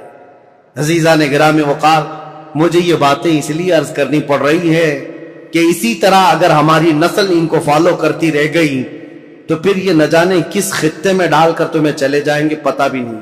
نئی جماعتیں پیدا ہو جائیں گی، نئی فرقے پیدا ہوں گے۔ کل کو دیکھنا یہ سوشل میڈیا کے فالوور جتنے بھی نوجوان ہیں، یہ کل کو صحابہ کو گالیاں دینے والے لوگ ہو جائیں گے۔ میرے آقا صلی اللہ تعالیٰ علیہ وسلم نے فرمایا قیامت کی بڑی نشانیوں میں ایک نشانی حضور نے فرمایا میری امت میں اخیر زمانہ ایک ایسا آئے گا جن میں چھوٹے لوگ میری امت کے بڑے لوگوں کو گالیاں دیا کریں گے۔ یہ وہ زمانہ ہے۔ اکابرین کے بارے میں پوچھتے ہیں انہوں نے ایسا کیسے کیا، انہوں نے ایسا کیسے کیا۔ آج میں یہ بات اس لیے عرض کر رہا ہوں، مجھے 1 گھنٹہ بیان کرنے میں پتہ نہیں کتنے پسینے چھوٹ رہے ہیں، اس لیے نہیں کہ گرمی ہے، ڈر کے مارے کہ اتنے صحابہ کا میں نے نام لیا ہے کہیں کسی کی بے ادبی نہ ہونے پائے، کیونکہ معاملات ان کے درمیان ہوئے ہیں، لیکن تاریخ بتانے کے وقت اگر کسی کو مرتبے سے گرا دیا کہ ان کی یہ حرکت تھی اس کی وجہ سے گرایا، نہیں۔ عزیزان گرامی وقار، ہمارا یہ منہ ہی نہیں ہے، ہمارا یہ مقام ہی نہیں ہے۔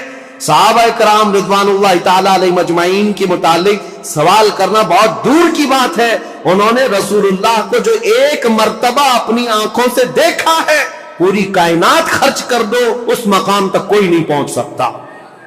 بس یہ شرف صحابیت جو انہیں حاصل ہے، اور پھر حضرت عثمان غنی کا مقام، اللہ اکبر، مقام تو وہ ہے کہ جس کے متعلق خود رسول اللہ صلی اللہ علیہ وسلم نے فرمایا اللہ کے فرشتے بھی عثمان سے حیا کرتے ہیں، عثمان سے حیا کرتے ہیں۔ حضرت عثمان غنی رضی اللہ تعالیٰ عنہ کی وفات کے بعد فتنوں کا ایک بہت بڑا دور شروع ہوا، لیکن فتنوں کی بیج ڈالنے والا ایک یہودی شخص تھا، منافق تھا، اور لوگوں کو آج برا لگتا ہے، کچھ لوگوں کو، کہ یہاں تک کہ کینیڈا میں بیٹھ کر کے ایک شخص نے ٹویٹ کیا تھا کہ یہودیوں کے بارے میں بہت کٹر خیالات رکھنے والا ایک مولانا ہے، مدینہ جامع مسجد کا امام، میرا نام لے کر کے، پہلے کا دور ہے، یہ ٹویٹ کر کے بتایا یہودیوں کے متعلق بہت کٹر ہے اور یہ لوگوں کو اکساتا ہے، ابھارتا ہے۔ مجھے پتا ہے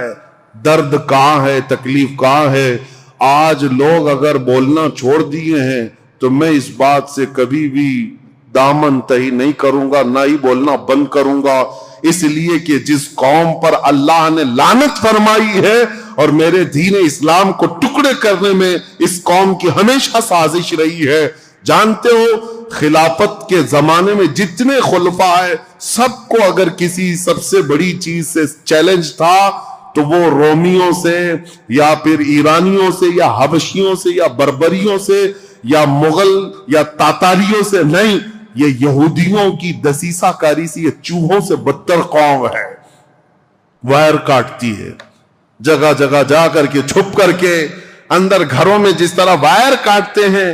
خلافت عثمانیہ ترکی کو بھی تباہ و برباد کرنے والی یہودی جماعت ہے، جنہوں نے آج بیت المقدس فتح کر لیا۔ سلطان عبدالحمید کے پاس یہ آئے تھے بھیک مانگنے کے لیے فلسطین میں 2 گز زمین مل جائے۔ سلطان عبدالحمید نے جو جواب دیا تو آج پوری دنیا اس بات کو یاد کرتی ہے۔ انہوں نے کہا تھا میری پوری زندگی ختم ہو جائے 2 گز زمین تو کیا، ایک تنکا بھی میں فلسطین کا کسی یہودی کو دینے کے لیے تیار نہیں۔